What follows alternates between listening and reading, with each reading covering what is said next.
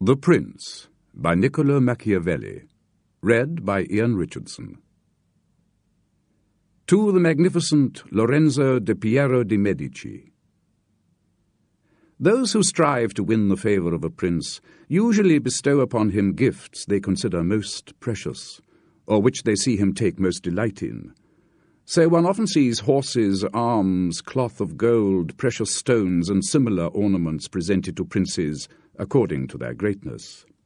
Desiring, therefore, to present myself to your magnificence with some testimony of my devotion to you, I have not found among my possessions anything which I hold more dear nor value so much as the knowledge of the actions of great men, acquired by long experience in contemporary affairs, and a continual study of ancient history, which, having reflected upon it with great and prolonged diligence, I now send, digested into a little volume, to your magnificence. And although this work may not be worthy of your support, nevertheless I trust much to your kindness that it may be acceptable to you, seeing that it is not possible for me to make a better gift than to offer you the opportunity of understanding, in the shortest time, all that I have learnt in so many years, and with so many troubles and dangers.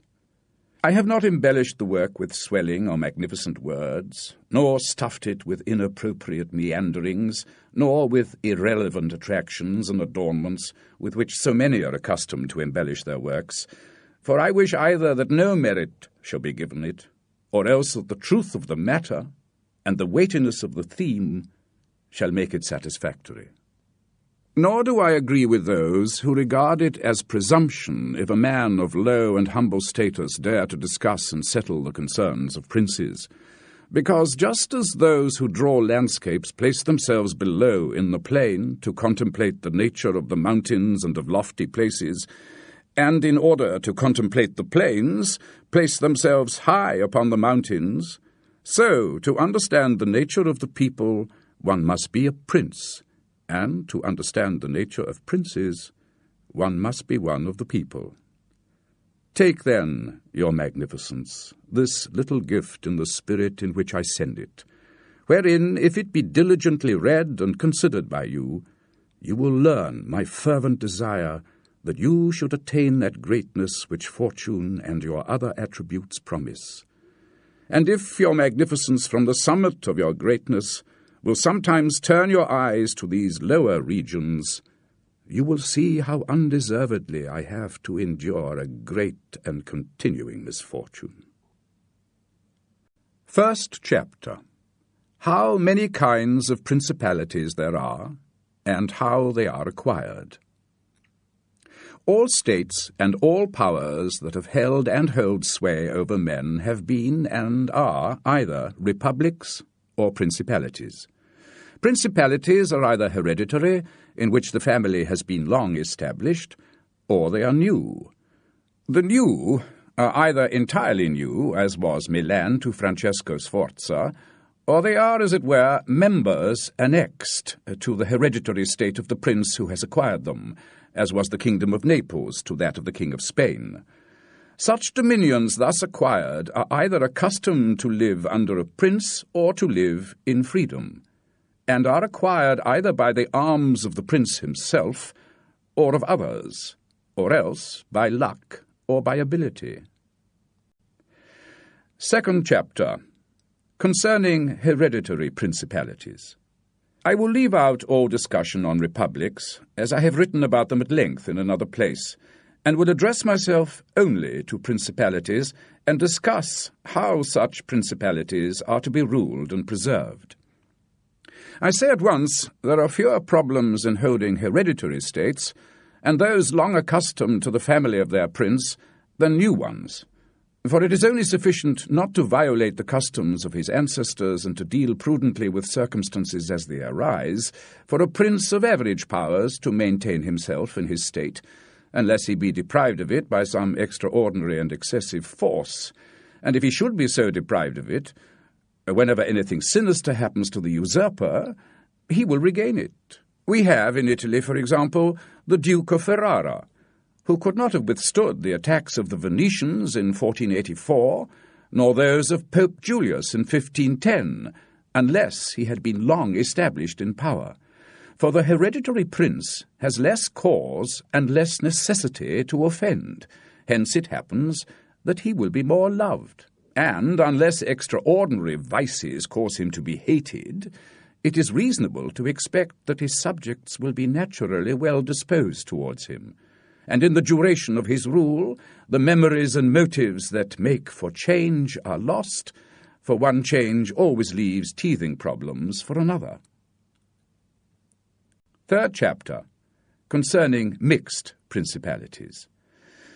The difficulties occur, however, in a new principality. Firstly, if it is not entirely new, but is, as it were, a member of a state which, taken collectively, may be called composite, the changes arise chiefly from an inherent difficulty in all new principalities. For men change their rulers willingly, hoping to better themselves, and this hope induces them to take up arms against the ruler. But they are deceived, because afterwards they discover from experience that they have gone from bad to worse. This follows also on another natural and common necessity, which always causes a new prince to burden his new subjects with the imposition of force and countless other hardships as a result of his acquisition. In this way you have enemies of all those whom you have injured in seizing that principality, and you are not able to keep those friends who put you there because you are not able to satisfy them in the way they expected, and you cannot take strong measures against them as you feel bound to them.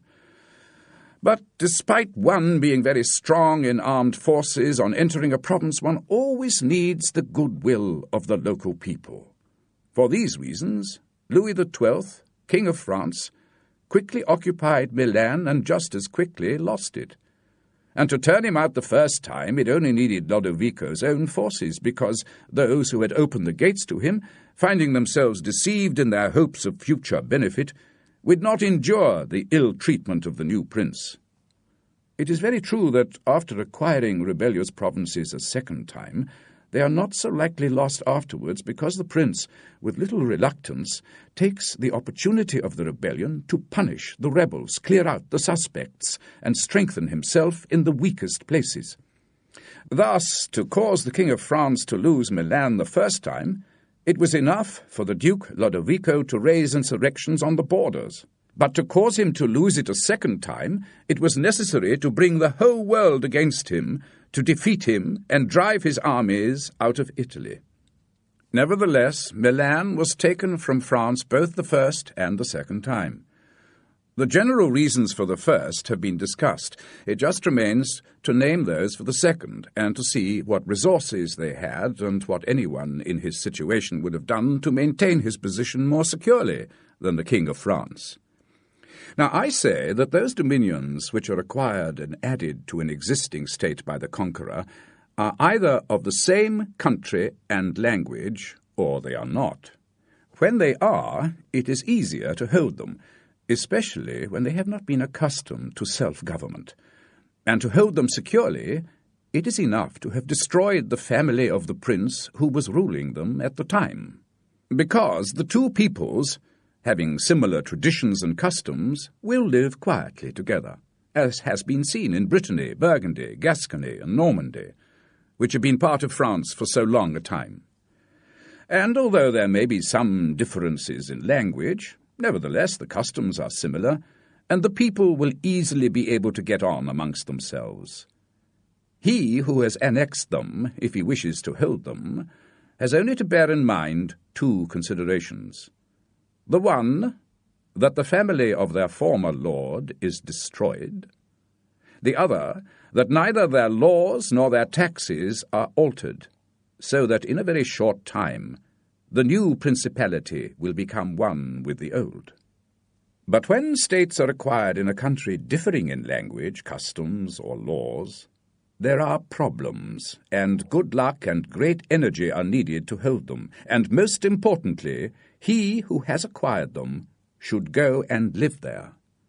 This would make his position more secure and durable, as it has made that of the Turk in Greece, who, notwithstanding all the other measures taken by him for holding that state, if he had not settled there, would not have been able to keep it. Because if one is on the spot, Disorders are seen as they spring up, and one can quickly deal with them. But if one is not at hand, they are heard of only when they have become serious, and by then it is too late. Besides this, the country was not conquered by your officials, and the subjects are only satisfied by prompt recourse to the prince himself. Thus, wishing to be good, they have more cause to love him, and wishing to be otherwise, to fear him. He who attacks that state from the outside must take the utmost caution. As long as the prince resides there, it can only be taken from him with the greatest difficulty. The other and better course is to send settlers to one or two places, which may then tether that state to you. It is necessary either to do that or instead keep there a great number of cavalry and infantry. A prince does not spend much on these colonies, for with little or no expense he can send them out and keep them there, and he offends only a minority of the citizens from whom he takes land and houses to give to the new inhabitants, and those whom he does offend, remaining poor and scattered, are never able to injure him, whilst the rest, being uninjured, are easily kept quiet, and at the same time are anxious not to cause offence for fear it should happen to them.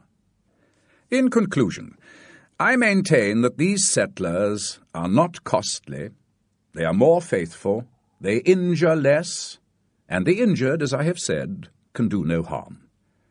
Also, one has to mention that men should either be well treated or crushed, because, although they can avenge themselves of lighter injuries, of more serious ones they cannot. Therefore, the harm that is done to a man should be so serious that one does not stand in fear of revenge. But in maintaining armed men there instead of settlers, one spends much more, having to expend on the garrison all the income from the state, so that the acquisition turns into a loss, and many more are exasperated because the whole state suffers. Through the manoeuvring of the army back and forth, everyone becomes acquainted with hardship and becomes hostile, and those who are beaten on their own ground are still able to cause damage. For every reason, therefore, such guards are as useless as colonization is useful. Again, the prince who holds a country differing in the above respects ought to make himself the head and defender of his less powerful neighbours, and to weaken the more powerful amongst them, taking care that no foreigner as powerful as himself shall by any accident gain a foothold there. For it will always happen that such a one will be introduced by those who are discontented, either through excess of ambition or through fear, as we have already seen. The Romans were brought into Greece by the Aetolians, and in every other country where they obtained a foothold, they were brought in by the local inhabitants. And the usual course of affairs is that as soon as a powerful foreigner enters a country, all the subject states are drawn to him, moved by the hatred which they feel against the ruling power. So that in respect to these weaker states he has no trouble at all in winning them over to himself, for they all quickly rally to the state which he has acquired there. He has only to take care that they do not get hold of too much power and too much authority, and then, with his own forces and with their goodwill, he can easily keep down the more powerful of them so as to remain entirely master of his country. And he who does not properly manage this business will soon lose what he has acquired, and while he is holding it, will have countless difficulties and troubles. The Romans, in the countries which they annexed, observed closely these measures. They sent colonies and maintained friendly relations with the minor powers, without increasing their strength.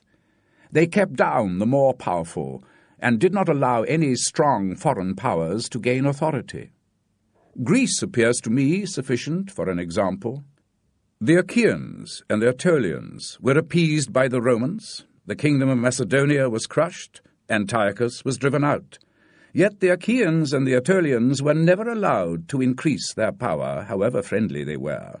Nor did Philip of Macedonia ever induce the Romans to be his allies without first being humbled by them. nor did Antiochus make them agree that he should retain any authority over the country. For the Romans did in these instances what all prudent princes ought to do, who have to face not only present troubles but future ones as well, for which they must prepare with every energy, because, if foreseen, they can easily be remedied. But if you wait until they approach you, the medicine is no longer in time, because the malady has become incurable. For it happens in this, as the physicians say of a wasting disease, that in the beginning the illness is easy to cure but difficult to detect. Yet in the course of time, not having been either detected or treated in the beginning, it becomes easy to detect but difficult to cure. Thus it happens in affairs of state. For when the evils that arise have been foreseen, which it is only given to a wise man to see, they can quickly be redressed. But when, not having been foreseen, they have been permitted to grow in such a way that everyone can now see them, there is no longer a remedy.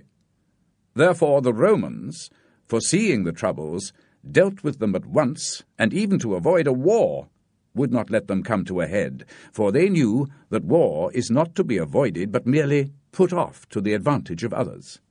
Also, they wished to fight with Philip and Antiochus in Greece, so as not to have to do it in Italy. They could have avoided both, but did not wish to. Nor were they ever tempted to follow the advice of wise men of the time who said, "Let us enjoy the benefits of the time," but preferred the benefits of their own valour and prudence. For time dries everything before it, and brings with it good as well as evil, and evil as well as good. But let us turn to France, and see whether she has done any of the things mentioned. I will speak of Louis, and not of Charles, as the one whose conduct is the better to observe, having held possession of Italy for the longest period, and you will see that he has done the opposite to that which ought to be done to maintain power in a foreign territory. King Louis was brought into Italy by the ambition of the Venetians, who desired to obtain half the state of Lombardy by his intervention. I will not blame the course taken by the king, because, wishing to get a foothold in Italy and having no friends there, seeing rather that every door was shut to him owing to the conduct of Charles, he was forced to accept those friendships he could get, and would have succeeded very quickly if he had not made some mistakes in other matters. The king, however, having acquired Lombardy, regained at once the authority which Charles had lost. Genoa yielded. The Florentines became his friends, the Marquis of Mantua, the Duke of Ferrara, the Bentivogli, my Lady of Forli, the lords of Faenza, of Pesaro, of Rimini, of Camarino, of Piombino, the Lucchesi, the Pisans, and the Sienese. Everybody made advances to him to become his friends. Then the Venetians realized how rash they had been. In order to secure just 2 towns in Lombardy, they had made the king master of 2/3 of Italy.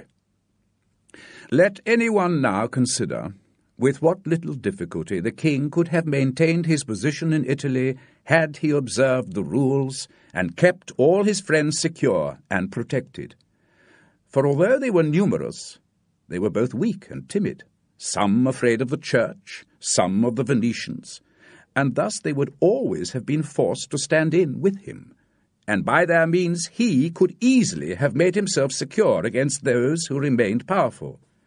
But he was no sooner in Milan than he did the contrary by assisting Pope Alexander to occupy the Romagna. It never occurred to him that by this action he was weakening himself, depriving himself of friends and of those who had thrown themselves into his lap, whilst elevating the church by adding much temporal power to the spiritual, thus giving it greater authority, and having committed this prime error, he was obliged to follow it up, so much so that to put an end to the ambition of Alexander, and to prevent his becoming the master of Tuscany, he was himself forced to come into Italy. And as if it were not enough to have increased the power of the church and deprived himself of friends, he, wishing to have the kingdom of Naples, divides it with the king of Spain, and where once he was the prime arbiter of Italy, takes an associate to whom the ambitions of that country and the malcontents of his own could have recourse.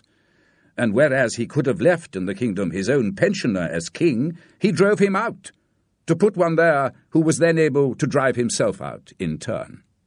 The wish to acquire is, in truth, very natural and common, and men always do so when they can, and for this they will be praised, not blamed. But when they cannot do so, yet wish to do so by any means, then there is folly and blame. Therefore, if France could have attacked Naples with her own forces, she ought to have done so. If she could not, then she ought not to have divided it. And if the partition which she made with the Venetians and Lombardy was justified by the excuse that by doing so she got a foothold in Italy, this other partition merited blame because it did not have the same excuse. Therefore, Louis made these 5 errors. He destroyed the minor powers. He increased the strength of one of the greater powers in Italy. He brought in a foreign power. He did not settle in the country. He did not send colonies. Such errors, if he had lived, were not enough to injure him had he not made a 6th, by taking away their dominions from the Venetians. Because had he not empowered the Church, nor brought Spain into Italy, it would have been very reasonable and necessary to crush the Venetians. But having first taken these steps, he ought not to have consented to their ruin, for they, being powerful, would always have kept off others from designs on Lombardy, to which the Venetians would never have consented except to become masters themselves there. Also because the others would not wish to take Lombardy from France in order to give it to the Venetians, and they would not have had the courage to defy both. And if anyone should say, King Louis yielded the Romagna to Alexander and the kingdom to Spain to avoid war, I answer, for the reasons I have given, that a blunder ought never to be perpetrated to avoid war, because it is not to be avoided, only deferred to your disadvantage. And if anyone should cite the king's good faith pledged to the Pope that he would assist him in the enterprise in exchange for the dissolution of his marriage and for the cap to the Archbishop of Rouen, to that I reply that I shall write later on concerning the faith of princes and how it ought to be kept. Thus King Louis lost Lombardy by not having followed any of the conditions observed by those who have taken possession of countries and wish to retain them. Nor is there any miracle in this, but much that is reasonable and quite natural. On these matters I spoke at Nantes with Cardinal Rouen, when Valentino, as Cesare Borgia, the son of Pope Alexander was usually called, occupied the Romagna. And on Rouen observing to me that the Italians did not understand war, I replied to him that the French did not understand government, meaning that otherwise they would not have allowed the Church to reach such greatness. And in fact it has been seen that the dominance of the Church and of Spain in Italy was caused by France, and France's ruin in turn may be attributed to them. From this, a general rule is concluded which never or rarely fails, that he who is the cause of another becoming powerful is himself ruined, because that predominancy has been brought about either by cunning or by force. Both are distrusted by the one who has been brought to power. 4th chapter. Why the kingdom of Darius, conquered by Alexander, did not rebel against the successors of Alexander at his death.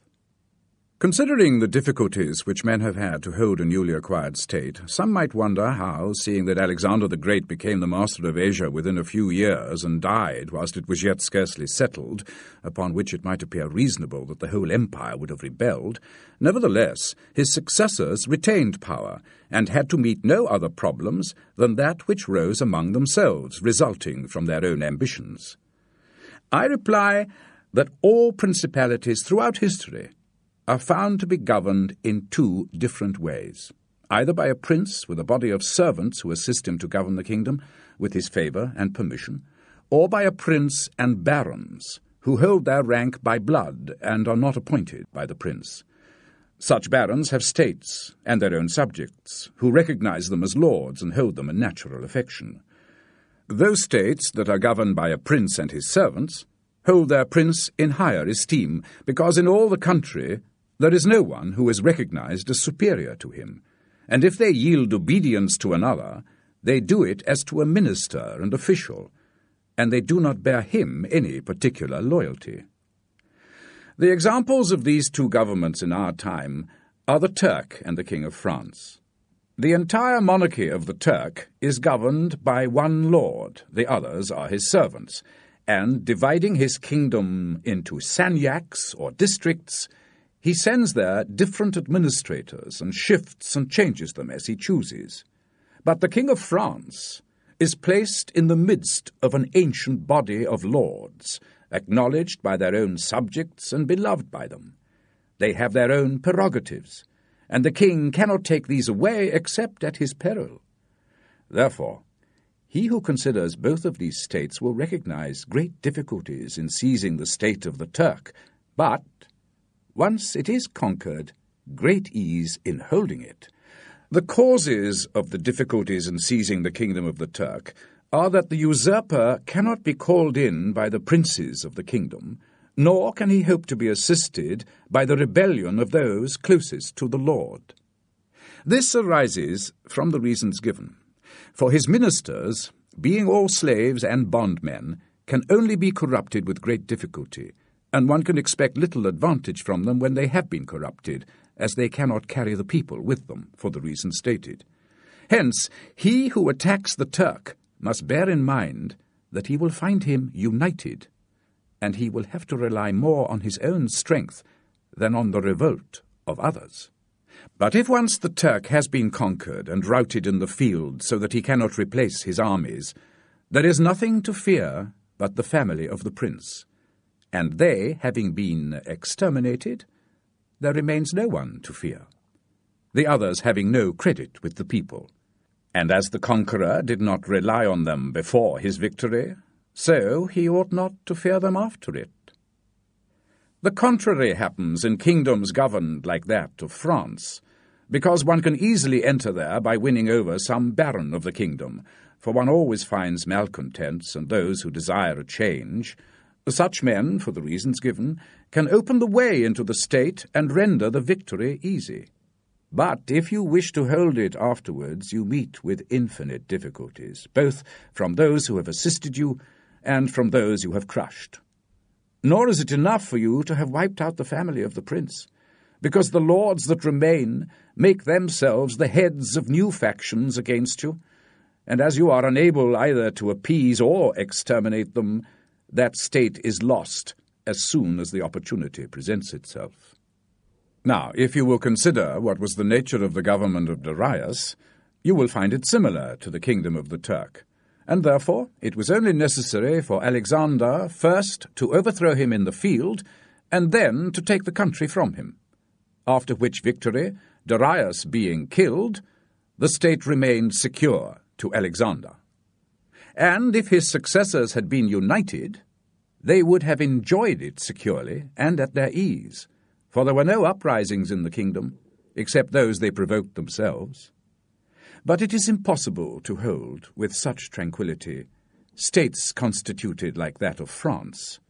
Hence arose those frequent rebellions against the Romans in Spain, France, and Greece, owing to the many principalities there had been in these states, which, while the memory of these principalities remained, the Romans were always unsure of their ability to hold. But with the power and longevity of the empire, the memory of them lapsed, and the Romans then became secure possessors. And afterwards, when they began fighting amongst themselves, each one was able to attach to himself his own parts of the country according to the authority he had assumed there, and the family of the former lord, having been exterminated, none other than the Romans were acknowledged. When these things are remembered, no one will marvel at the ease with which Alexander held the empire of Asia, or at the problems which others have had to hold on to an acquisition such as Pyrrhus and many more. This is not marked by the extent of the victor's ability, but by the lack of uniformity within the vanquished state. 5th chapter. concerning the way to govern cities or principalities which lived under their own laws before they were annexed. Whenever those states, newly acquired, as I said, have been used to living under their own laws and in freedom, there are three courses for those who wish to hold them. The first is to ruin them. The second is to reside there in person, and the third is to permit them to live under their own laws, gaining their confidence and establishing within it an oligarchy which will keep it friendly to you.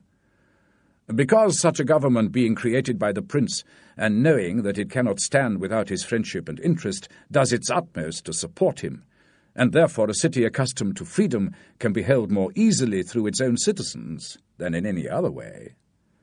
There are, for example, the Spartans and the Romans.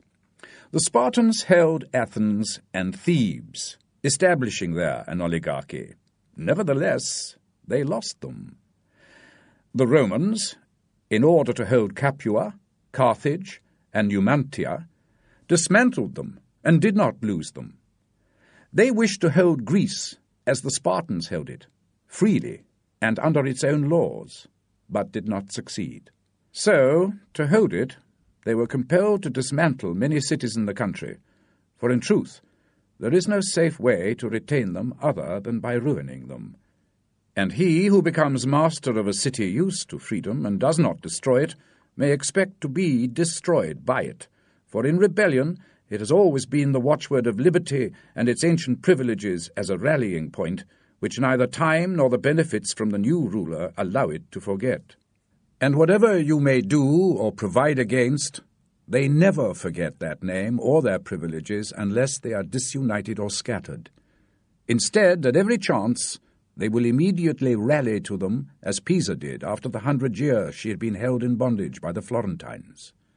But when cities or countries are used to living under a prince, and his family is annihilated, they, being on the one hand accustomed to obey, and on the other hand not having the old prince, cannot agree in choosing one from amongst themselves, and do not know how to govern themselves.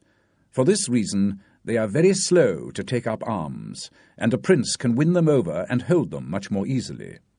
But in republics there is more vitality, greater hatred, and more desire for vengeance, which will never allow them to forget their former freedom, so that the safest way is to destroy them, or to take up residence there. 6th chapter, concerning new principalities which are acquired by one's own arms and ability. Let no one be surprised if, in speaking of entirely new principalities as I shall do, I cite as evidence the highest examples both of prince and of state, because men, walking almost always in paths trodden by others, and following by imitation their deeds, are unable exactly to emulate the ways of others, nor attain to the power of their exemplary models. A wise man should always follow the paths trodden by great men, and imitate those who have been supreme, so that if his ability does not equal theirs, at least it will have an air of greatness. Let him act like the clever archers, who, designing to hit the mark which still appears far too distant, and knowing the limitations of their bow, take aim much higher than the mark, not in order to reach so great a height, but to be able with the aid of so high an aim to reach the target. I say, therefore, that in entirely new principalities, where there is a new prince, more or less difficulty is found in holding them, according to the more or less ability of the new ruler. Now, as the fact of becoming a prince from a private person presupposes either ability or luck, it is clear that one or the other of these two things will mitigate in some degree many difficulties. However, he who has relied least on luck is established the strongest. Further, it facilitates matters when the prince, having no other state, is compelled to live there in person. But to come to those who by their own ability, and not through luck, have risen to be princes, I say that Moses, Cyrus, Romulus, Theseus, and such like, are the most excellent examples. And although one may not discuss Moses, he having been a mere executor of the will of God, he ought to be admired if only for that favour which made him worthy to speak with God. But in considering Cyrus and others who have acquired or founded kingdoms, all will be found admirable.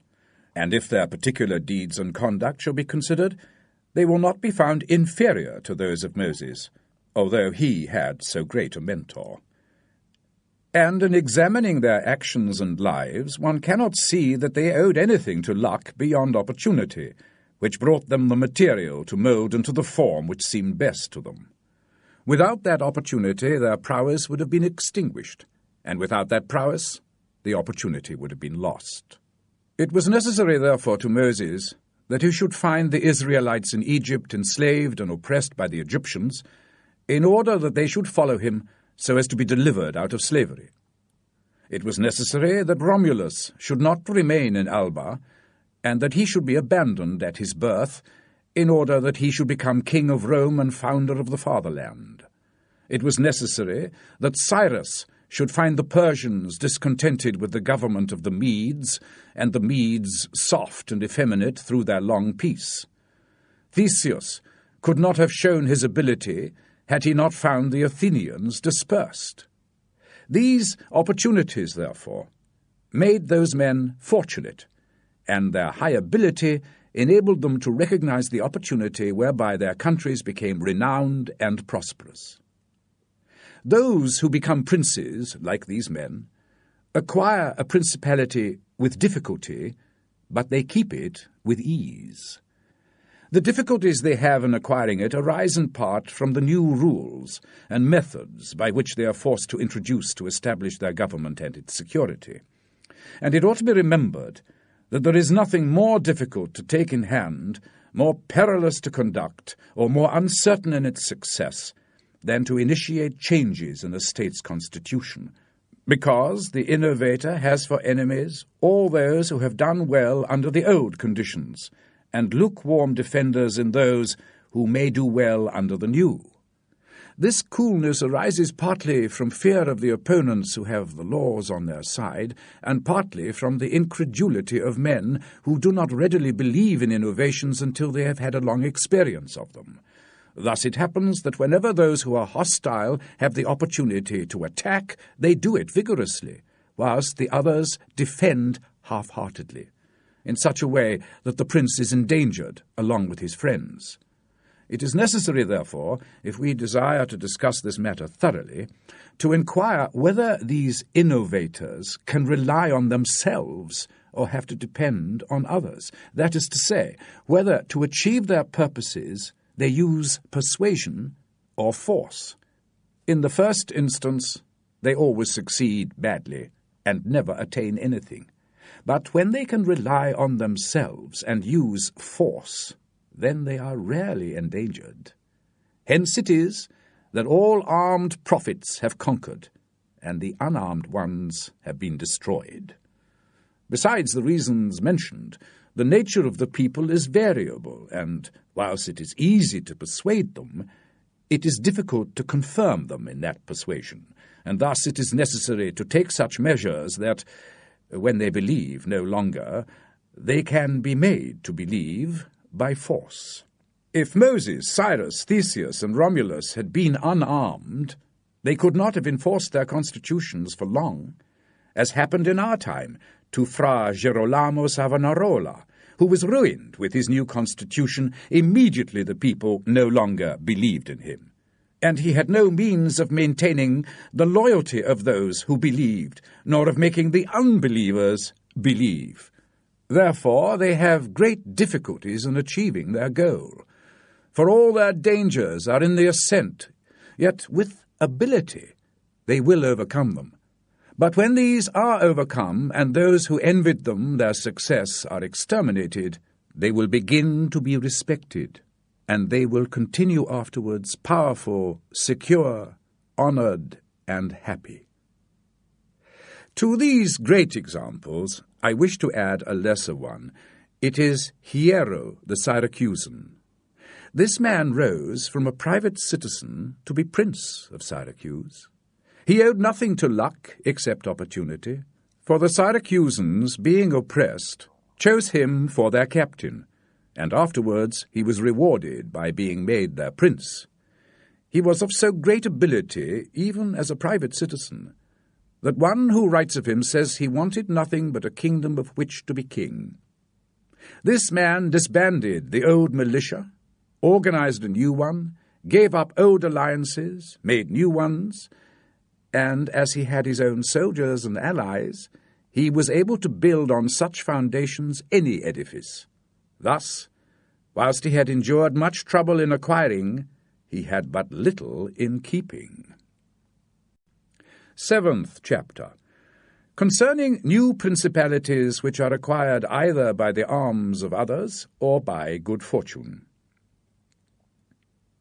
Those who solely by good fortune become princes from being private citizens have little trouble in rising, but much in staying at the top. They have no difficulties on the way up because they fly, but they have many when they reach the summit. Such are those to whom a state is given either for money or as a favour from he who donates it, as happened to many in Greece, in the cities of Ionia and of the Hellespont, where princes were made by Darius in order that they might hold the cities both for his security and his glory. And also were those emperors who, from being citizens, came to be rulers by virtue of corruption amongst the soldiers. Such stand simply upon the goodwill and the fortune of the man who has elevated them, two most inconstant and unstable things. Neither have they the requisite knowledge for the position, because unless they are men of great worth and ability, it is unreasonable to expect that they should know how to command, having always lived as a private individual. Besides, they cannot hold their position because they do not have the forces which they can keep friendly and loyal. Regimes that appear overnight, like all other things in nature which are born and grow rapidly, lack the foundations and roots necessary to overcome the first storm they encounter, unless those who suddenly become princes are men of so much ability that they know they have to be prepared at once to hold what fortune has thrown into their laps, and that those foundations which others have laid before they became princes they must relay afterwards. Concerning these two methods of rising to be a prince by ability or fortune, I wish to cite two examples within our own recollection, and these are Francesco Sforza and Cesare Borgia. Francesco, by proper means and with great ability, from being a private citizen, rose to be Duke of Milan. What he had acquired with endless struggles, he kept with little trouble. On the other hand, Cesare Borgia, called by the people Duke Valentino, acquired his state during the ascendancy of his father, and, on its decline, he lost it, even though he had taken every precaution, and done all that should be done by a wise and able man, to fix his roots firmly in the states which he had won by the arms and fortunes of others. Because, as I said before, he who has not first laid his foundations may be able with great ability to lay them afterwards, but they will be laid with trouble to the architect and danger to the building. If, therefore, all steps taken by the Duke are considered, it will be seen that he laid solid foundations for his future power, and I consider it necessary to discuss them because I do not know what better guidelines to give a new prince than the example of Cesare's actions, and if his efforts were to no avail, that was not his fault, but extreme misfortune. Alexander VI, in wishing to give more power to Duke Valentino his son, had many immediate difficulties. Firstly, he did not see a way of making him master of any state unless it was a state of the Church, and if he were to seize a state of the Church, he knew that the Duke of Milan and the Venetians would not consent, because Faenza and Rimini were already under the protection of the Venetians. Besides this, he saw the armed forces of Italy, especially those which may have assisted him, controlled by those who would fear a more powerful pope, namely the Orsini and the Colonnesi and their following. It was therefore necessary for him to upset this state of affairs and throw these powers into turmoil, so as to make himself securely master of part of the states. This was easy for him to do because he found the Venetians, moved by other reasons, inclined to bring back the French into Italy. Not only would he not oppose this, he would make it easier by dissolving the former marriage of King Louis. So the French king invaded Italy with the assistance of the Venetians and the consent of Alexander, and he was no sooner in Milan than the Pope had soldiers from him for the attempt on the Romagna, which yielded to the Pope because of the standing of the king. The Duke Valentino, therefore, having acquired the Romagna and beaten the Colonnesi, while wishing to hold that and to advance further, was hindered by two things. The one, his forces did not appear loyal to him. The other, the goodwill of France. That is to say, he feared that the forces of the Orsini, which he was using, would not stand by him, and not only might they hinder him from winning more, but might themselves seize what he had won, and the king might also do the same. He did have a warning about the Orsini when, after taking Faenza and attacking Bologna, he saw that they were very loath to attack. And as for the king, the Duke Valentino realized what was in his mind when he himself, after taking the duchy of Urbino, attacked Tuscany, and the king called him off. Hence, the duke decided to depend no more upon the arms and the luck of others. Firstly, he weakened the Orsini and the Colonnesi parties in Rome by gaining for himself all their supporters who were gentlemen, making them his gentlemen, giving them good pay and, according to their rank, honouring them with office and command in such a way that in a few months all hostile factions were destroyed and had turned entirely to himself. After this, he waited for an opportunity to crush the Orsini, having scattered the supporters of the Colonna house. This opportunity came soon, and he used it well, for the Orsini, realizing at last that the increased power of the Duke and the Church was ruin to them, called a meeting at Magione in Perugia.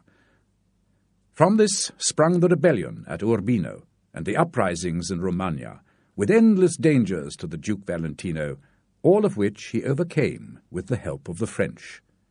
Having restored his authority, and not putting it at risk by trusting either to the French or other outside forces, he resorted to cunning. Through the mediation of Signor Paolo, whom the Duke did not fail to secure with all kinds of attention, giving him money, apparel, and horses, the Orsini were reconciled, so that their simplicity brought them into his hands at Senigallia. Having exterminated the leaders and turned their partisans into his friends, the Duke Valentino had laid a sufficiently strong power base, having all the Romagna and the Duchy of Urbino, and the people, now beginning to appreciate their prosperity, were won over by him. And as this point is worthy of notice, and to be imitated by others, I am not willing to leave it out.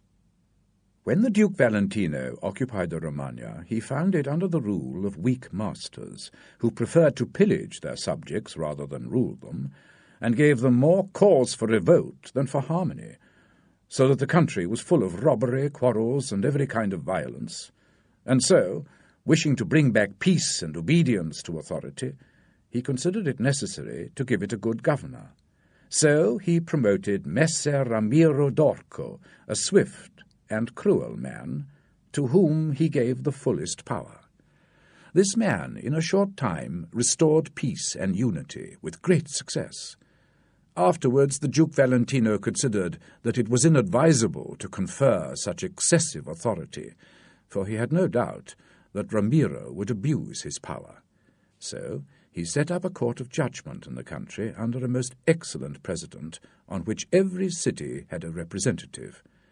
And because he knew that the past severity had caused some hatred against himself, so to clear himself in the minds of the people and to win them over entirely to himself, he wanted to show that if any cruelty had been practiced, it had not originated with him, but in the natural sternness of Ramiro.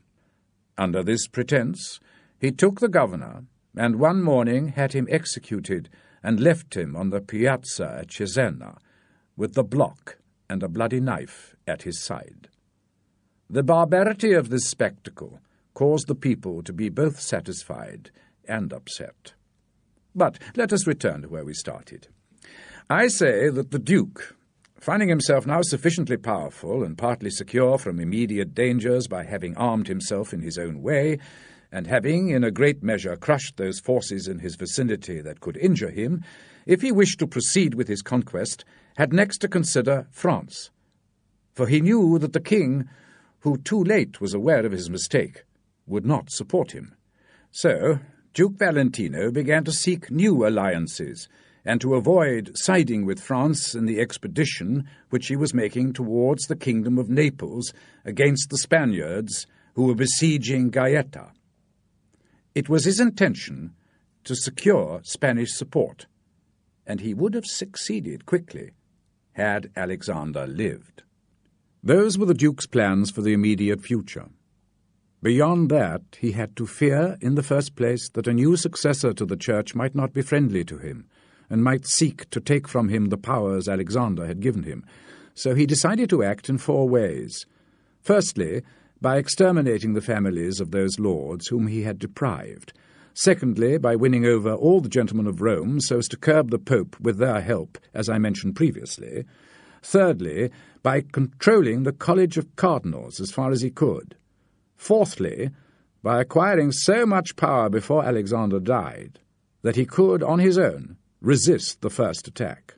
Of these 4 things, at the death of Alexander, he had accomplished 3. For he had killed as many of the dispossessed lords as he could lay hands on, and few had escaped. He had won over the Roman gentlemen, and he had the largest party in the College of Cardinals. And as to any fresh acquisition, he intended to become master of Tuscany, for he already possessed Perugia and Piombino, and Pisa was under his protection. And as he no longer had to respect France, for the French were already driven out of the kingdom of Naples by the Spaniards, and in this way both were compelled to buy his goodwill, he pounced down upon Pisa. After this, Lucca and Siena yielded at once, partly through hatred and partly through fear of the Florentines, and the Florentines would have had no remedy had he continued to prosper as he was prospering the year that Alexander died, for he had acquired so much power and reputation that he would have stood by himself, and no longer have depended on the luck and the forces of others, but solely on his own power and ability. But Alexander died 5 years after the Duke Valentino had first taken up the sword. He left the Duke with the state of Romagna alone consolidated, with the rest up in the air between 2 most powerful hostile armies, and sick unto death.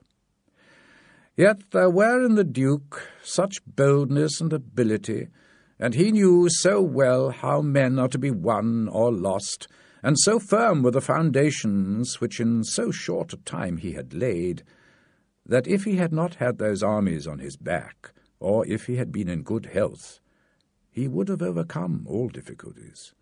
And it is seen that his foundations were good, for the Romagna waited for him for over a month. In Rome, although but half alive, he remained secure, and whilst the Baglioni, the Vitelli, and the Orsini might come to Rome, they could rouse no one against him. If he could not install whom he wished Pope, at least he could prevent the papacy going to someone he did not want. But if he had been in sound health at the death of Alexander, everything would have been easy for him. On the day that Julius II was elected, he told me that he had thought of everything that might occur at the death of his father, and had provided a remedy for all, except that he had never anticipated that when the death did happen, he himself would be on the point of dying. When all the actions of the Duke Valentino are recalled, I do not know how to blame him, but rather it appears to me, as I have said, that I ought to offer him for imitation to all those who, by the fortune or the arms of others, are raised to government. Because Cesare, having a lofty spirit and far-reaching aims, could not have regulated his conduct otherwise, and only the shortness of the life of Alexander and his own sickness frustrated his plans.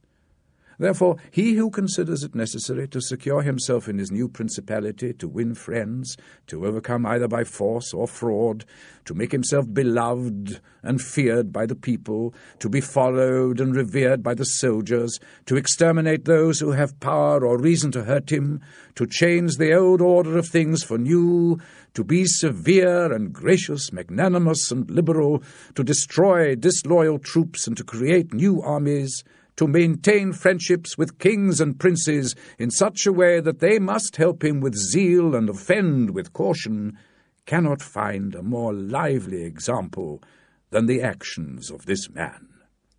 However, he can be blamed for the election of Julius II, in whom he made a bad choice, because, as I said, not being able to elect a pope of his own choosing, he could have hindered any other from being elected pope, and he ought never to have consented to the election of any cardinal whom he had injured or who had cause to fear him, for men injure either from fear or hatred.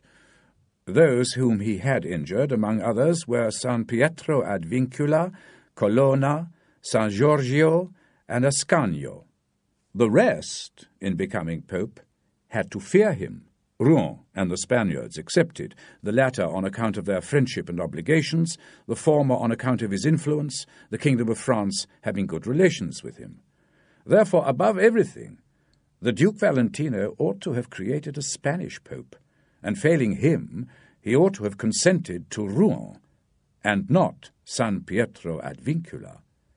He who believes that new benefits will cause great people to forget old injuries is deceived. Therefore, the Duke Valentino erred in his choice, and it was the cause of his ultimate ruin. 8th chapter. Concerning those who have obtained a principality through crime. Although a prince may rise from a private citizen in two ways, neither of which can be entirely attributed to good fortune or genius, it is clear to me that I must not leave either of them out, although one could be more copiously treated when I discuss republics. These methods are when one ascends to power in a principality either by some evil or nefarious way, or when a private citizen becomes the ruler of his country by the favour of his fellow citizens. Speaking of the first method, it will be illustrated by two examples, one ancient, the other modern. And without going further into the subject, I consider these two examples enough for those who may have to follow them. Agathocles, the Sicilian, became king of Syracuse not only from a private but also from a low position. This man, the son of a potter, through all the changes in his fortunes, always led an infamous life. Nevertheless, he combined his infamies with so much ability of mind and body that, having devoted himself to the military, he rose through its ranks to be commander of Syracuse. Being established in that position, and having deliberately resolved to make himself prince and to seize by violence, without obligation to others, that which had been voluntarily conceded to him, he came to an understanding for this purpose with Amilcar the Carthaginian, who, with his army, was fighting in Sicily.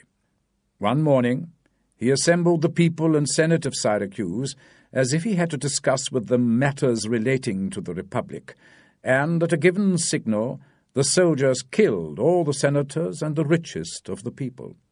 These dead, he seized and held the princedom of that city without any civil commotion. And although he was twice routed by the Carthaginians and ultimately besieged, not only was he able to defend his city, but leaving part of his men for its defence, he attacked Africa with the others, and in a short time had put down the siege of Syracuse.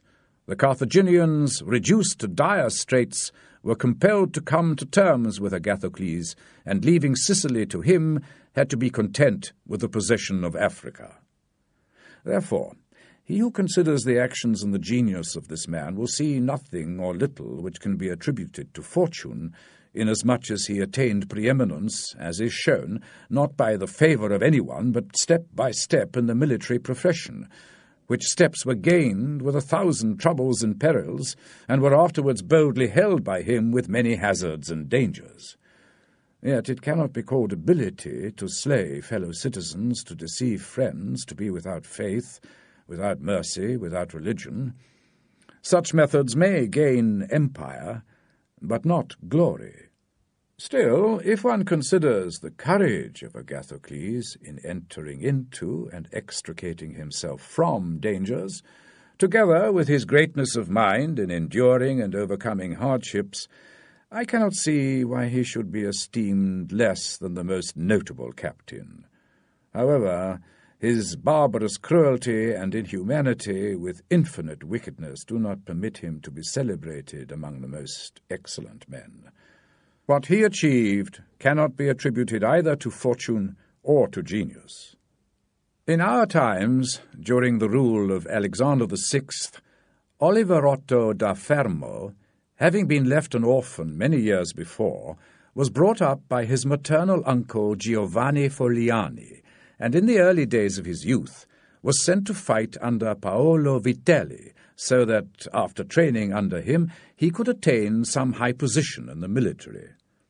After Paolo died, he fought under Paolo's brother Vitellozzo, and in a very short time, being endowed with wit and a vigorous body and mind, he soon became Vitellozzo's chief commander. But, not wishing to serve under others, he resolved, with the aid of some citizens of Fermo, to whom the slavery of their country was dearer than its liberty, and with the help of the Vitelleschi, to seize Fermo itself. So Oliverotto wrote to Giovanni Fogliani, informing him that, having been away from home for many years, he wished to visit him and his city, and in some measure to look into his own estates, and although he had not laboured to acquire anything except honour, yet, in order that the citizens should see he had not spent his time in vain, he desired to return home honourably, and would be accompanied by 100 horsemen, his friends and retainers, and he entreated Giovanni to arrange for him to be received with honour by the Firmans, all of which would not only add to his own glory, but also to that of Giovanni himself, who had brought him up. Giovanni, therefore, did not let his nephew down, and caused him to be honourably received, and put him up in his own house. Having passed some days, and having prepared what was necessary for his wicked plans, Oliverotto gave a solemn banquet, to which he invited Giovanni Fogliani and the chiefs of Fermo. When the food and all the other entertainments that are usual in such feasts were finished, Oliverotto artfully embarked on a serious speech on the greatness of Pope Alexander and his son Cesare, and on their achievements, to which Giovanni and others answered. But then Oliverotto rose up, saying that such matters ought to be discussed in a more private place, and he went into another room. Giovanni and the rest of the citizens went in after him. No sooner were they seated than soldiers appeared from secret places and slaughtered Giovanni and the rest. After these murders, Oliverotto, mounted on horseback, rode up and down the town and besieged the chief magistrate and the palace, so that in fear the people were forced to obey him, and to form a government of which he made himself the prince. He killed all the malcontents who could have injured him, and strengthened himself with new civil and military ordinances in such a way that, in the year during which he held the principality, not only was he secure in the city of Fermo, but he had become formidable to all his neighbours. And his destruction would have been as difficult as that of Agathocles if he had not allowed himself to be overreached by Cesare Borgia, who took him with the Orsini and Vitelli at Sinigalia, as I told before. Thus, 1 year after he had committed this parricide, he was strangled, together with Vitellozzo, whom he had made his leader in respect for his courage and evil.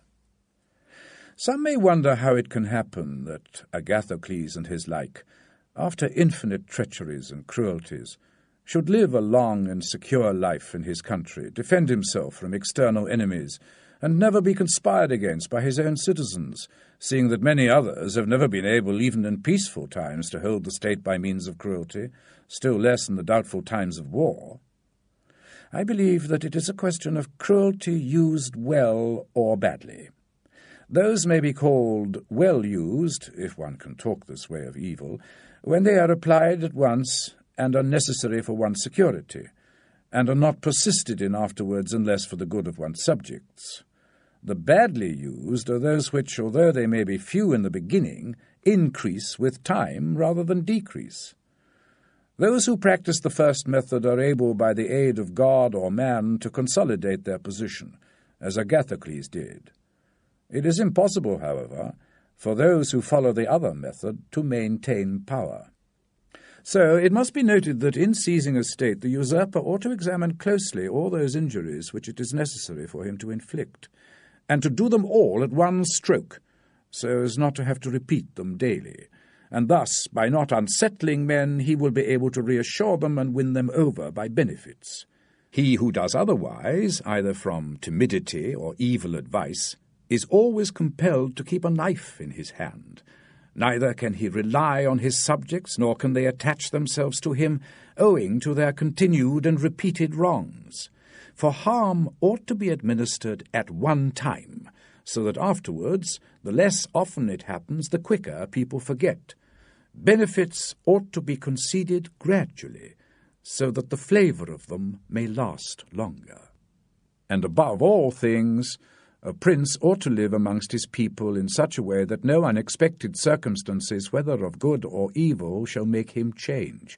Because if the necessity for change comes in troubled times, you are too late for harsh measures, and mild ones will not help you, for they will be considered as forced out of you, and no one will be under any obligation to you on account of them. 9th chapter, concerning a civil principality. But coming to the other case where a leading citizen becomes the prince of his country, not by wickedness or any intolerable violence, but by the favour of his fellow citizens, this may be called a civil principality. Neither genius nor good fortune are necessary to attain it, but rather a lucky shrewdness. I say then that, in this case, one becomes a prince either through the favour of the people or the nobles. In all cities, these two distinct classes are to be found, and from this it is apparent that the people do not wish to be ruled nor oppressed by the nobility, but the nobles wish to rule and oppress the people. And from these two opposite extremes there arises in cities one of three results, either a principality, self-government, or anarchy. A principality is created either by the people or by the nobles, according to which of them has the opportunity. For the nobles, seeing they cannot withstand the people, begin to promote the reputation of one of themselves, and they make him a prince, so that under his shadow they can achieve their own ambitions. The people, finding they are unable to resist the nobles, also proclaim the reputation of one of themselves and make him a prince in order to be protected by his authority.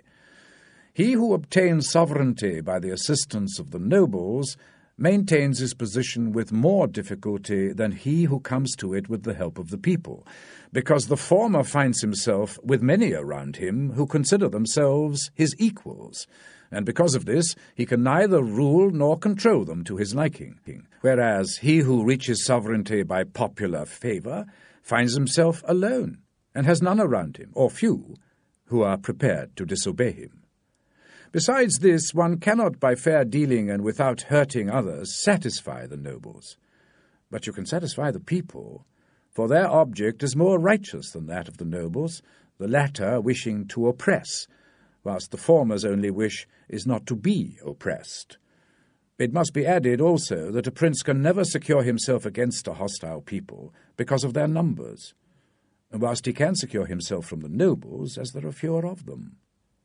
The worst a prince may expect from a hostile people is to be abandoned by them. But from hostile nobles he has not only to fear abandonment, but also that they will rise up against him. For they, being far-seeing and astute, always come forward in time to protect their own interests and side with the one they expect will win. Further, the prince has to live always with the same people, but not the same nobles, since he can promote or demote them in a day, and give or take away authority as it pleases him.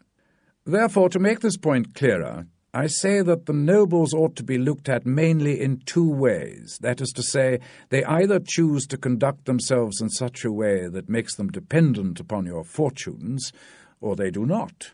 Those who are so dependent, and are not greedy, should be honoured and loved.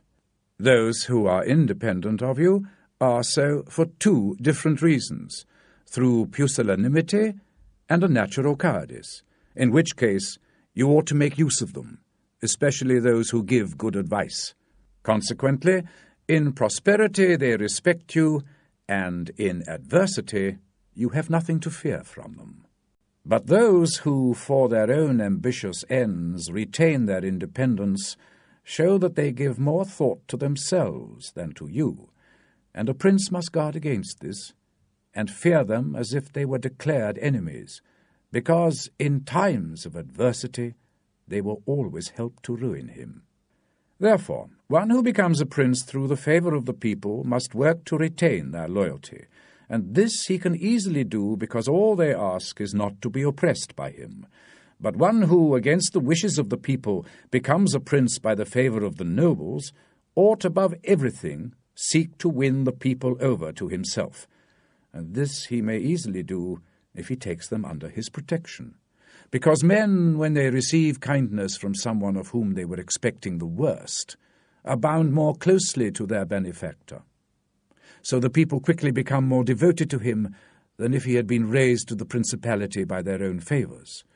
And the prince can win their affections in many ways, but as these vary according to the circumstances, I shall omit them.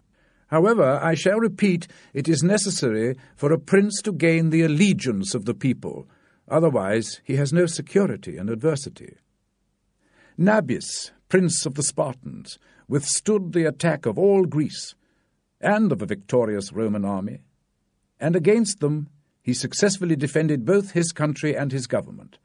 All he had to do when danger threatened was to take steps against a few, but this would not have been enough if the people had been hostile. And do not let anyone contradict this statement with the trite proverb, "He who builds on the people builds on mud." For this is true when a private citizen makes a base amongst the people and presumes that they will free him when he is in danger from his enemies or the magistrates. In those circumstances he would find himself very often deceived, as happened to the Gracchi in Rome and to Messer Giorgio Scali in Florence. But a prince who has established himself as above, who can command and is a man of courage, undismayed in adversity, who does not fail in other qualifications, and who by his resolution and energy retains the confidence of his people, such a prince will never be deceived, because he has laid his foundations well.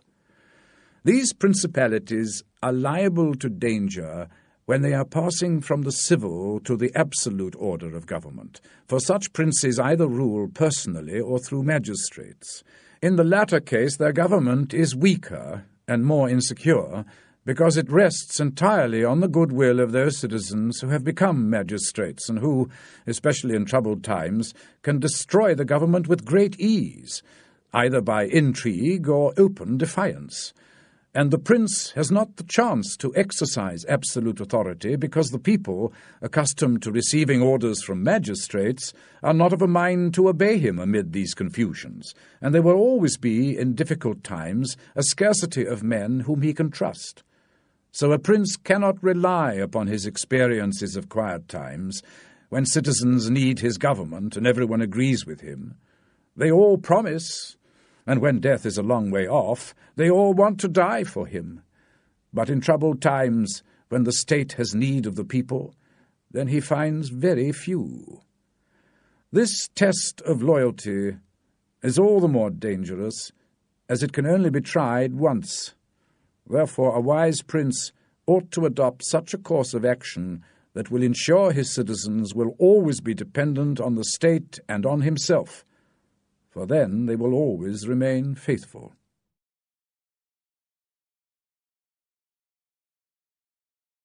End of CD 1.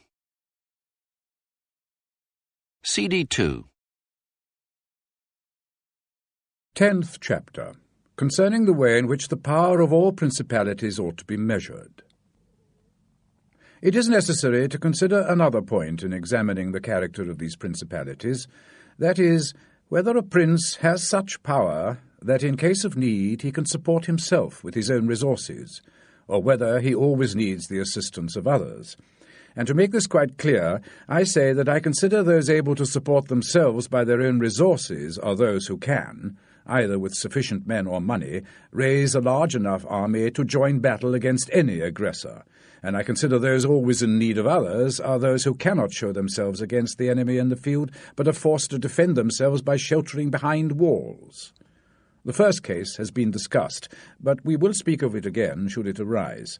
In the second case, one can say nothing except to encourage such princes to strengthen and fortify their towns and not worry about the surrounding country. And whoever shall fortify his town well and shall have managed the concerns of his subjects in the way stated will never be attacked without great caution, for men are always adverse to tackling things where difficulties are evident, and it will be seen that it is not easy to attack one who has his town well fortified and has the support of his people. The cities of Germany are absolutely free. They own little country around them, and they yield obedience to the emperor when it suits them. They do not fear this or any other power they may have near them, because they are fortified in such a way that everyone thinks that taking them by assault would be too difficult, as they have proper ditches and walls, sufficient artillery, and always store in public depots enough for 1 year's eating, drinking, and firing. And beyond this, to keep the people quiet and without loss to the state, they always have the means of giving work to the community in those areas essential for the life and strength of the city, and in pursuit of which the people are supportive. Military exercises also are always popular, and there are many laws upholding them. Therefore, a prince who has a strong city and has not made himself unpopular will not be attacked, and if anyone should attack, he will only be driven off with disgrace. Again, because the affairs of this world are so changeable, it is almost impossible to keep an army in the field for a whole year without being interfered with, and whoever should reply, "If the people have property outside the city and see it burnt, they will not remain loyal, and the long siege and self-interest will make them forget their prince," to this I answer that a powerful and courageous prince will overcome all these difficulties by giving at one time assurance to his subjects that the evil will not be for long, and at another time instilling upon them fear of the enemy's cruelty, and taking effective measures against those who are too outspoken. Further, the enemy would naturally, upon arrival, burn and ruin the country at the time when the spirits of the people are fired with enthusiasm and ready for defence, and therefore there is little time for the prince to lose, because after a time when emotions have cooled, the damage is already done, the ills are incurred, and there is no longer any remedy. Subsequently, they are so much the more ready to unite with their prince, he being obligated to them now that their houses have been burnt and their possessions ruined while defending him. For it is the nature of men to be as much bound by the benefits they confer as by those they receive. Therefore, if everything is well considered, it will not be difficult for a wise prince to keep the loyalty and respect of his citizens from the beginning to the end of the siege, so long as he can adequately provide for them and defend them. 11th chapter, concerning ecclesiastical principalities. It now remains to speak of ecclesiastical principalities, touching on all the difficulties prior to getting possession, because they are acquired either by ability or good fortune, but they can be held without either. They are sustained by the ancient ordinances of religion, which are all-powerful, and are such that the principalities may be held no matter how their princes behave and live. These princes alone have states and do not defend them, and have subjects and do not rule them, and the states, although unguarded, are not taken from them, and their subjects, though not ruled, do not care, and have neither the desire nor the ability to rise up against them. Such principalities only are secure and happy. But as they are upheld by powers incomprehensible to the human mind, I shall speak no more of them, because, being exalted and maintained by God, it would be the act of a presumptuous and rash man to discuss them. Nevertheless, if anyone should ask of me how it is that the Church has attained such greatness in temporal power, seeing that up to the time of Alexander the Italian potentates, not only those who have been called potentates, but every baron and lord, even the smallest, have valued the temporal power at next to nothing, Yet now a king of France trembles before it, and it has been able to drive him from Italy and also ruin the Venetians. I shall recount to some extent how it happened, even though the story is well known. Before Charles, King of France, passed into Italy, this country was under the rule of the Pope, the Venetians, the King of Naples, the Duke of Milan, and the Florentines. These potentates had two principal anxieties. One, that no foreigner should enter Italy under arms. Secondly, that no one power amongst themselves should seize more territory.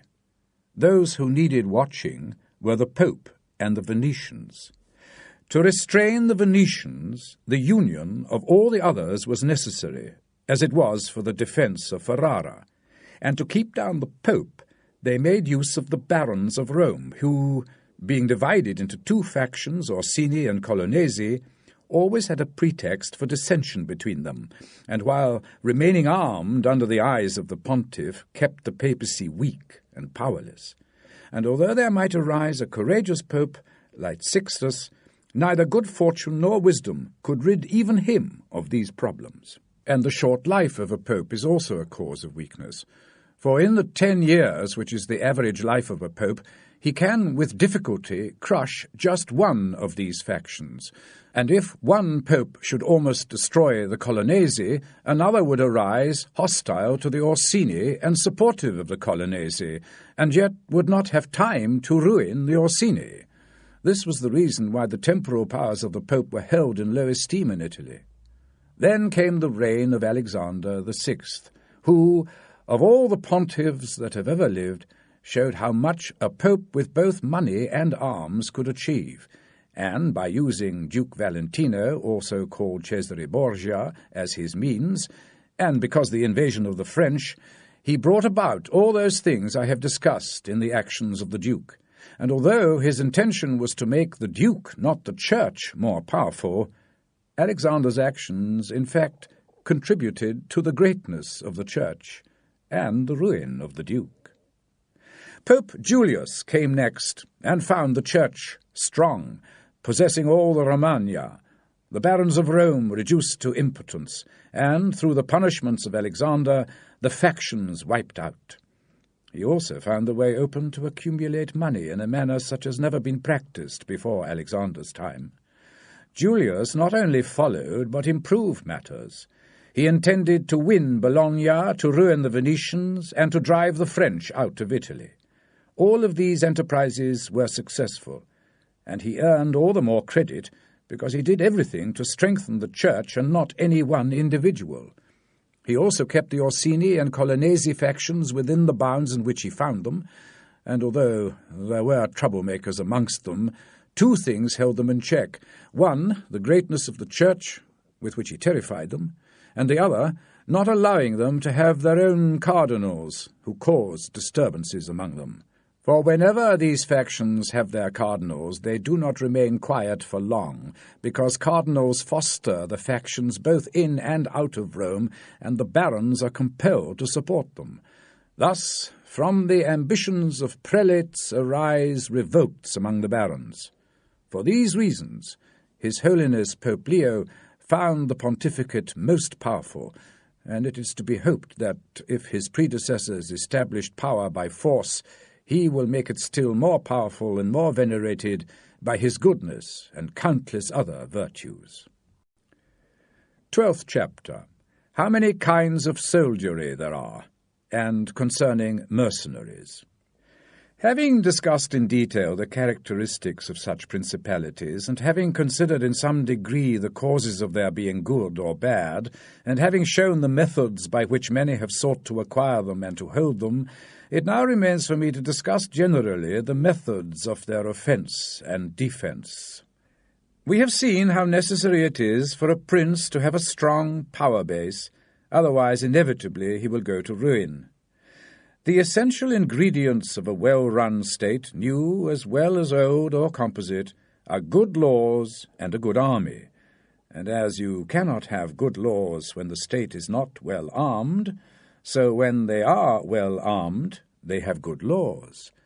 I shall therefore leave the laws out of the discussion and concentrate on arms. I say that the arms with which a prince defends his state are either his own, or are mercenaries, auxiliaries, or a mixture. Mercenaries and auxiliaries are useless and dangerous, and if a prince rules his state based on these soldiers of fortune, he will never achieve stability. They are disunited, ambitious, and without discipline, unfaithful, valiant before friends and cowardly before enemies. They have neither the fear of God nor the loyalty to men, and they delay destruction only so long as they avoid the battle. In peacetime one is robbed by them, and in war by the enemy. The fact is, they have no other attraction or reason for fighting than their paltry pay, which is insufficient to make them willing to die for you. They are ready enough to be your soldiers in peacetime, but if war comes, they turn their back on the enemy. I have little trouble in proving that the ruin of Italy has been caused by nothing else than by resting all her hopes for many years on mercenaries. And although they initially showed some prowess and appeared brave amongst themselves, when the foreigners came they showed themselves for what they really were. Thus Charles, King of France, was allowed to seize Italy with little resistance, and he who told us that our sins were the root cause of it was correct, but they were not the sins he imagined, but those which I have just mentioned. And as they were the sins of princes, it is the princes who have to suffer the penalty. I wish to demonstrate further the disloyalty of these soldiers of fortune. The mercenary captains are either capable men or they are not. If they are, you cannot trust them, because they always aspire to their own greatness, either by conspiring against you, their employer, or by destroying the enemy more thoroughly than is necessary. But if the captain is not skilful, you are ruined anyway. And if someone argues that this will apply to any armed force, mercenary or not, I reply that when arms have to be resorted to either by a prince or a republic, then the prince ought to take control as captain of his troops. The republic has to send its people, and when one is appointed commander but does not turn out satisfactorily, he should be recalled.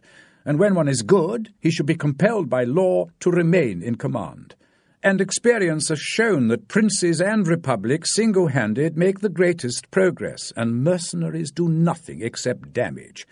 And it is more difficult for a republic with its own army to be subjugated by one of its own people than a republic whose forces are made up of foreign mercenaries. Rome and Sparta stood for many centuries armed and free. The Swiss are also completely armed and free. Of the ancient mercenaries, for example, there are the Carthaginians, who were subjugated by their mercenary soldiers after the First War with the Romans, despite the Carthaginians having their own people as captains. And after the death of Epaminondas, Philip of Macedon was made captain of their soldiers by the Thebans, and after his victory he robbed them of their freedom. After Duke Filippo's death, the Milanese enlisted Francesco Sforza against the Venetians, and he, having overcome the enemy at Caravaggio, allied himself with the Venetians to crush his masters, the Milanese. His father, Sforza, having been engaged by Queen Joanna of Naples, deserted her, so that she was forced to throw herself at the mercy of the King of Aragon in order to save her kingdom.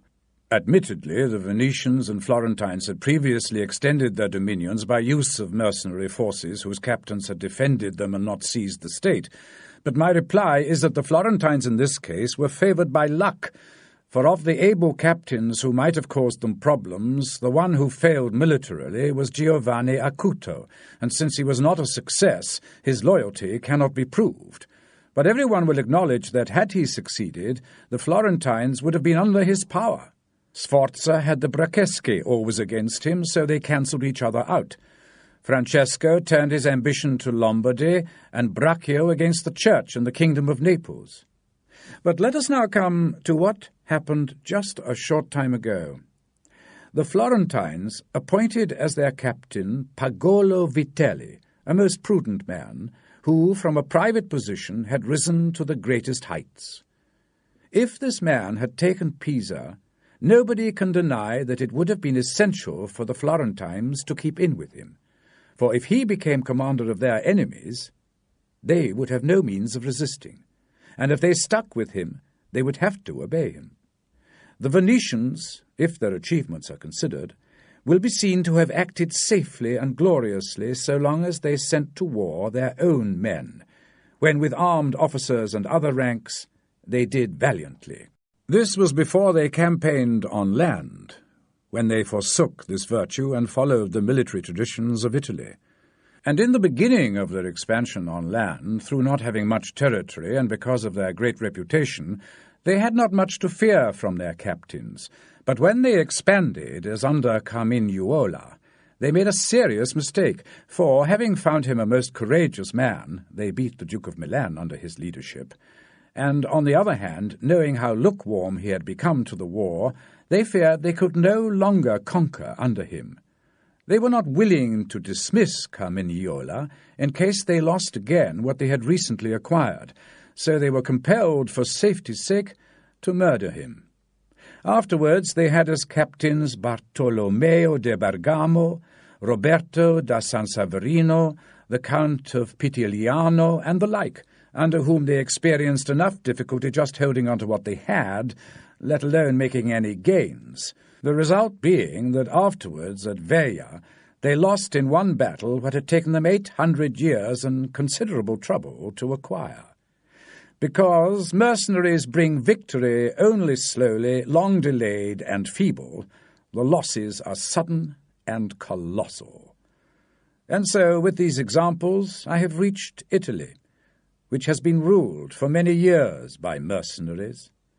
I wish to discuss them more fully, in order that, having seen their rise and progress, you may be better prepared to counteract them. You must understand that Italy has repudiated the empire so that the Pope has acquired more temporal power, and Italy has herself been divided up into more states, the reason being that many of the great cities took up arms against their nobles who, formerly favoured by the emperor, had been oppressing them, and at the same time the Church was supporting them so as to gain authority in temporal power. In many other cities, one of their citizens became prince. Thus Italy fell partly into the hands of the Church and partly into the hands of republics. Now the Church consisted of priests and the republics of citizens, both unaccustomed to the use of arms. So both started to enlist foreigners. The first who gave renown to this soldiery was Alberigo da Conio, the Romanian. From the school of this man sprang, among others, Braccio and Sforza, who in their time were the masters of Italy. After these came all the other mercenaries who till now had been in control of Italian forces. The result of all their achievements has been that Italy has been overrun by Charles, plundered by Louis, assaulted by Ferdinand, and outraged by the Swiss. The principle that has guided the mercenaries has been, first, to discredit the infantry, so that they might increase their own troops. They did this because, subsisting on their pay and without territory, they were unable to support many soldiers, and a few infantry did not give them any authority. So they were led to employ cavalry, with a moderate force of which they were maintained and honoured. The result was that in an army of 20,000 soldiers there were hardly 2,000 foot soldiers. They had, besides this, used every effort to lessen fatigue and danger to themselves and their soldiers. Instead of fighting to the death, they took prisoners and liberated them without even a ransom. They did not attack towns at night, nor did the garrisons of the towns attack encampments at night. They did not surround the camp either with stockade or ditch, nor did they campaign in the winter. All these things were permitted by their military code, and devised by them to avoid, as I have said, both exertion and danger. Thus the mercenaries have brought Italy to slavery and ignominy. 13th chapter, concerning auxiliaries, mixed soldiery, and one's own forces. Auxiliaries, which are the other useless arm, are employed when a prince is called in with his forces to aid and defend, as was done by Pope Julius in recent times. For in the campaign against Ferrara he had first-hand knowledge of the lack of ability of his mercenaries, so turned to auxiliaries, and agreed with Ferdinand, King of Spain, for his assistance with men and arms. These auxiliaries may be useful and good in themselves, but for whoever calls them in they are always a disaster, for you are either left in the lurch if they are defeated, or are in their power if they achieve victory. and although ancient history may be full of examples, I do not wish to leave this recent one of Pope Julius II, the dangers of which cannot fail to be noticed. For he, wishing to take Ferrara, threw himself entirely into the hands of a foreigner. But such was his good fortune that another event occurred, and he did not suffer the damage of his rash choice, because his auxiliaries, being routed at Ravenna, and the Swiss having risen and driven out the victors against all expectations, Julius did not become prisoner of his enemies, they having fled, nor of his own auxiliaries, since he had conquered with other forces, not theirs. The Florentines, being entirely without an army, sent 10,000 Frenchmen to take Pisa, thus taking a greater risk than at any other time of their troubles. The Emperor of Constantinople, to oppose his neighbours, sent 10,000 Turks into Greece, who, on the ending of the war, were unwilling to leave. This marked the beginning of the subjection of Greece to the infidels. Therefore, let he who does not wish to conquer make use of these auxiliaries, for they are much more dangerous than mercenaries. They are all united, yet owe an allegiance to others, whereas mercenaries, when they have conquered, need more time and better opportunity to do you harm. Auxiliaries are not all of one community. They are found and paid by you, and a third party, which you have made their head, is not able immediately to assume enough power to harm you.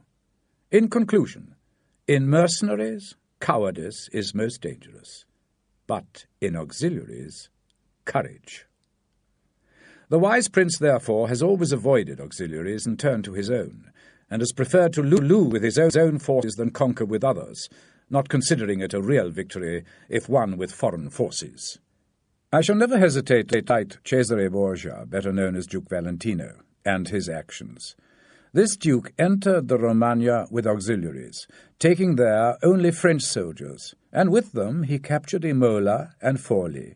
But afterwards these forces did not appear to be reliable, so he turned to mercenaries, discerning less danger in them, and enlisted the Orsini and Vitelli.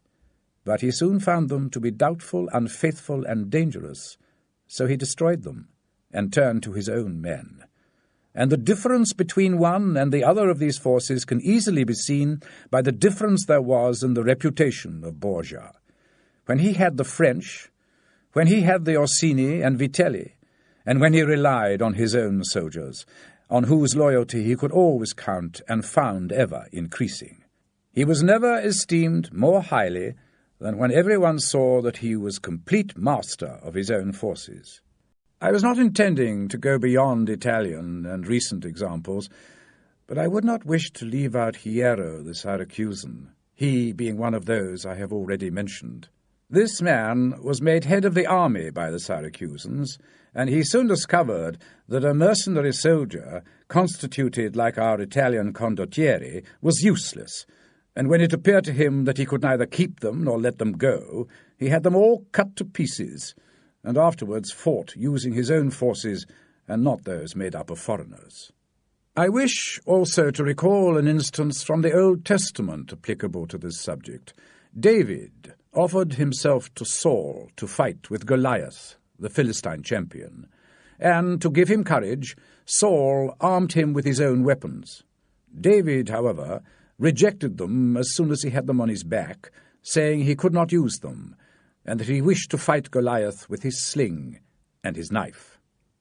Charles VII, the father of King Louis XI, having both by good fortune and valour liberated France from the English, recognized the necessity of being armed with forces of his own people, and established in his kingdom a decree to recruit troops and infantry.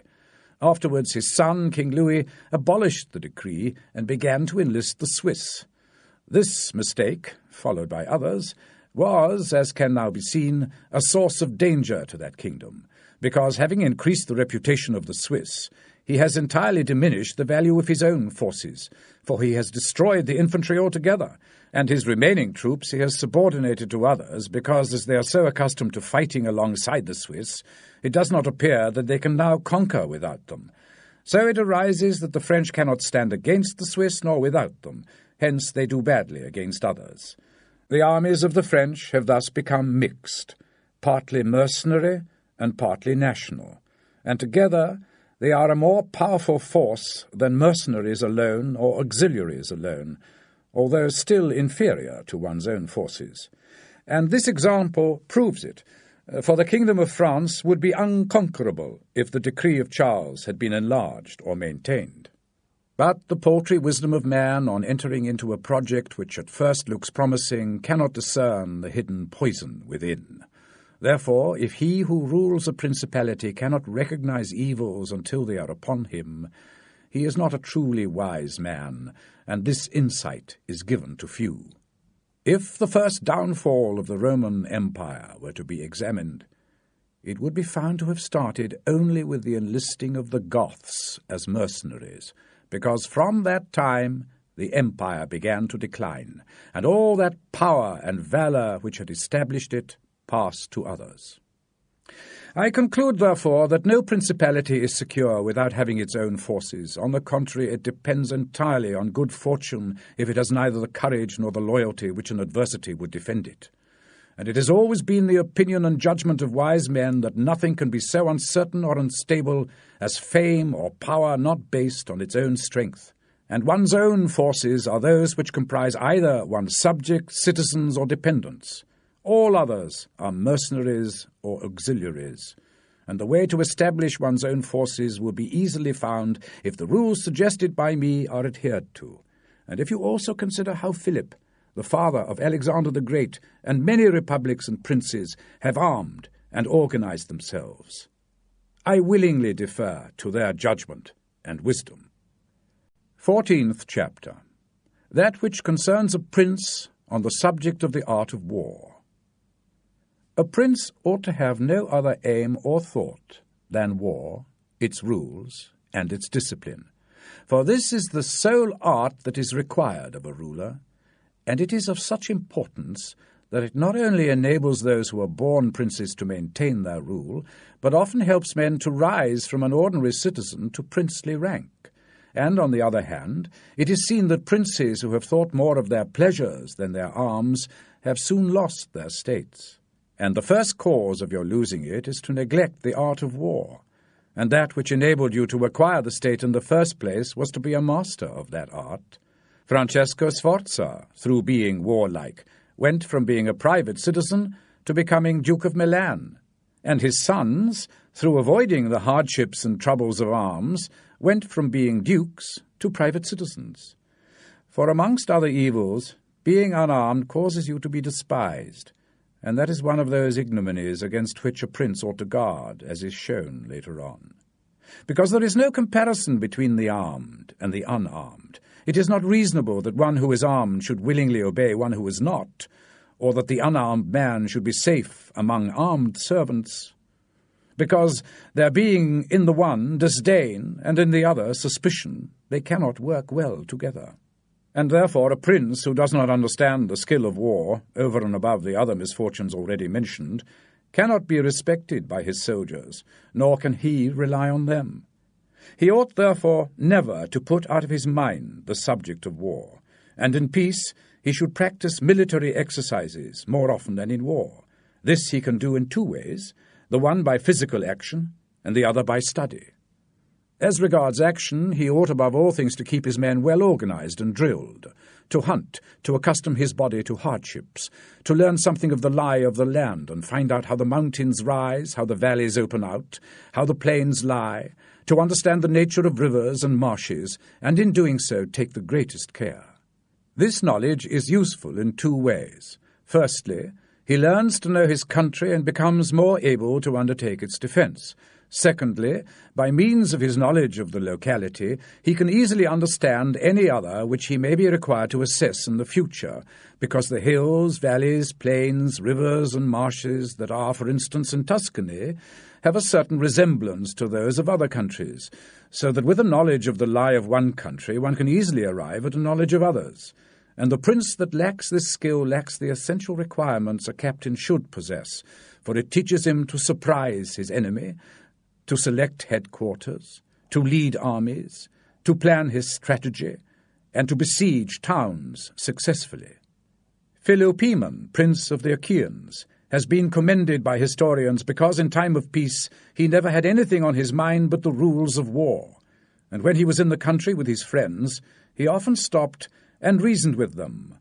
If the enemy should be upon that hill, and we should find ourselves here with our army, who would have the advantage? How should one best advance to meet him, keeping ranks? If we should wish to retreat, how ought we to go about it? If they should retreat, how should we pursue? And he would relate to them as he went all the opportunities that could befall an army. He would listen to their opinion and state his, confirming it with reasons, so that by these continual discussions he could prepare himself for every eventuality in war. But to exercise his intellect, the prince should read history and study the actions of illustrious men, to see how they have fared in war, to examine the causes of their victories and defeats, in order to avoid the latter and emulate the former, and above all, do as one distinguished man did, who took as an example someone who was famous before him and whose achievements and deeds he always kept in his mind, as Alexander the Great emulated Achilles, Caesar Alexander, and Scipio Cyrus, and whoever reads the life of Cyrus, written by Xenophon, will recognize afterwards in the life of Scipio how that emulation was his glory, and how in chastity, affability, humanity, and liberality Scipio modelled himself on Cyrus, as portrayed by Xenophon. A wise prince should observe these rules and never in peacetime stand idle, but spend his time in preparing to counter any adversity that may in future arise in the event that his luck may change. 15th chapter, concerning things for which men, and especially princes, are praised or blamed. It remains now to see how a prince should conduct himself towards his subjects and friends. And as I know many have written on this point, I expect I shall be considered presumptuous in mentioning it again, especially as in discussing it I shall draw up my own set of rules. But it being my intention to write something which will be useful to him who understands it, it appears to me more appropriate to follow up the real rather than the imagined truth. For many have imagined republics and principalities which, in fact, they have never known or seen, because how one lives is so far removed from how one ought to live. He who neglects what is done for what ought to be done brings about self-ruin instead of self-preservation. For a man who wishes to be entirely virtuous soon comes to grief amongst those not so virtuous. Hence it is necessary for a prince wishing to hold his own to know how to do wrong, and how to make use of this knowledge as and when he needs to. Therefore, leaving aside imaginary things and concentrating on reality, I say that all men, when they are spoken of, and especially princes who have a higher profile, are noted for some of those qualities which bring them either condemnation or praise. And so it is that some are reputed to be extravagant, others miserly, using a Tuscan term because an avaricious person in our language is still one who desires to possess by robbery, whilst we call one miserly who is mean to himself with what he possesses. One is reputed generous, one greedy, one cruel, one compassionate, one effeminate and cowardly, another bold and brave, one affable, another arrogant, one lascivious, another pure, one sincere, another devious, one hard, another easy, one serious, another frivolous, one religious, another unbelieving, and so on. And I know everyone will agree that it would be most laudable for a prince to exhibit all these qualities that are considered good. But human nature being what it is, he is not entirely infallible, though he must be sufficiently wise to know how to steer clear of those vices which would lose him his state, and also to avoid, if he can, the less dangerous vices, though he may indulge in these with less hesitation and without incurring reproach.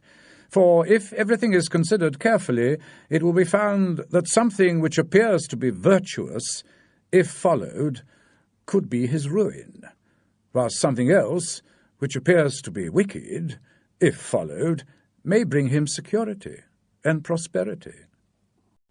16th chapter, concerning generosity and meanness.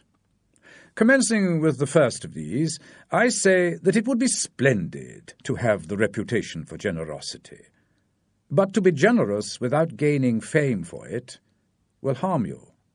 For if one exercises it sincerely, as one should, it may pass unnoticed, and you will be thought of as mean. Therefore, anyone wishing to maintain among men a reputation for largesse is obliged to be lavish, so that a prince thus inclined will exhaust all his resources, and will be compelled in the end, if he wants to maintain his reputation, to burden his people with taxes and do everything he can to raise money. This will soon make him hated by his subjects, and becoming poor, he will be of little value to anyone. Thus, with his extravagance having offended many and rewarded few, he is vulnerable to the very first sign of trouble and brought to grief by the first real danger. When he realizes this and wishes to draw back from it, he then runs the risk of becoming miserly.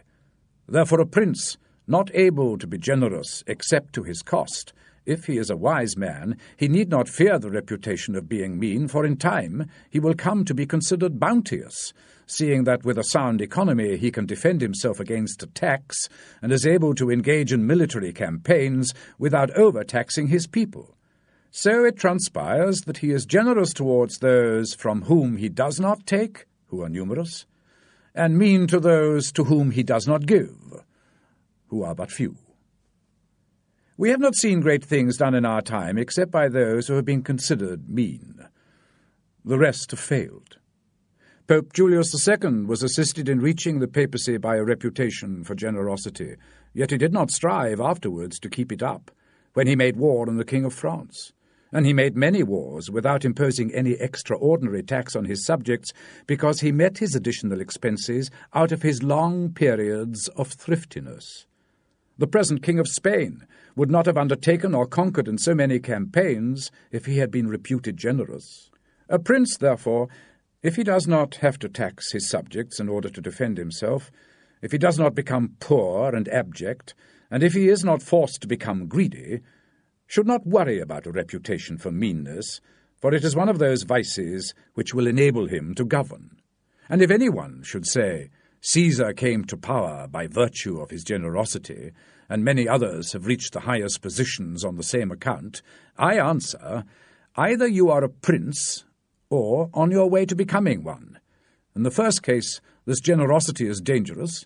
In the second, it is essential to be considered generous. And Caesar was one of those who wished to become preeminent in Rome. But if he had survived after becoming so, and had not moderated his expenditure, he would have destroyed his own government. And if anyone should reply, there have been many princes who have done great things with armies and who have been considered very generous, I say, either a prince spends his own money or other people's. In the first case, he ought to be sparing. In the second, he should not neglect any opportunity to be generous. And to the prince who goes forth with his army, maintaining it by pillage, sack, and extortion, and handling other people's possessions, this generosity is essential. Otherwise, he would not retain the support of his soldiers. And those things which are neither yours nor your subjects you can readily give away, as did Cyrus, Caesar, and Alexander, because it does not diminish your reputation if you squander other people's resources, but enhances it. It is only squandering your own that will harm you. And nothing disappears so rapidly as generosity. For even whilst you exercise it, you are losing the ability to do so, and so become either poor or despised, or else, in avoiding poverty, avaricious and hated. And above all things, a prince should guard himself against being despised and hated, and generosity leads to both. Therefore it is wiser to have a reputation for meanness which brings disapproval without hatred, than to be compelled through seeking a reputation for generosity to incur a name for avarice which brings both disapproval and hatred.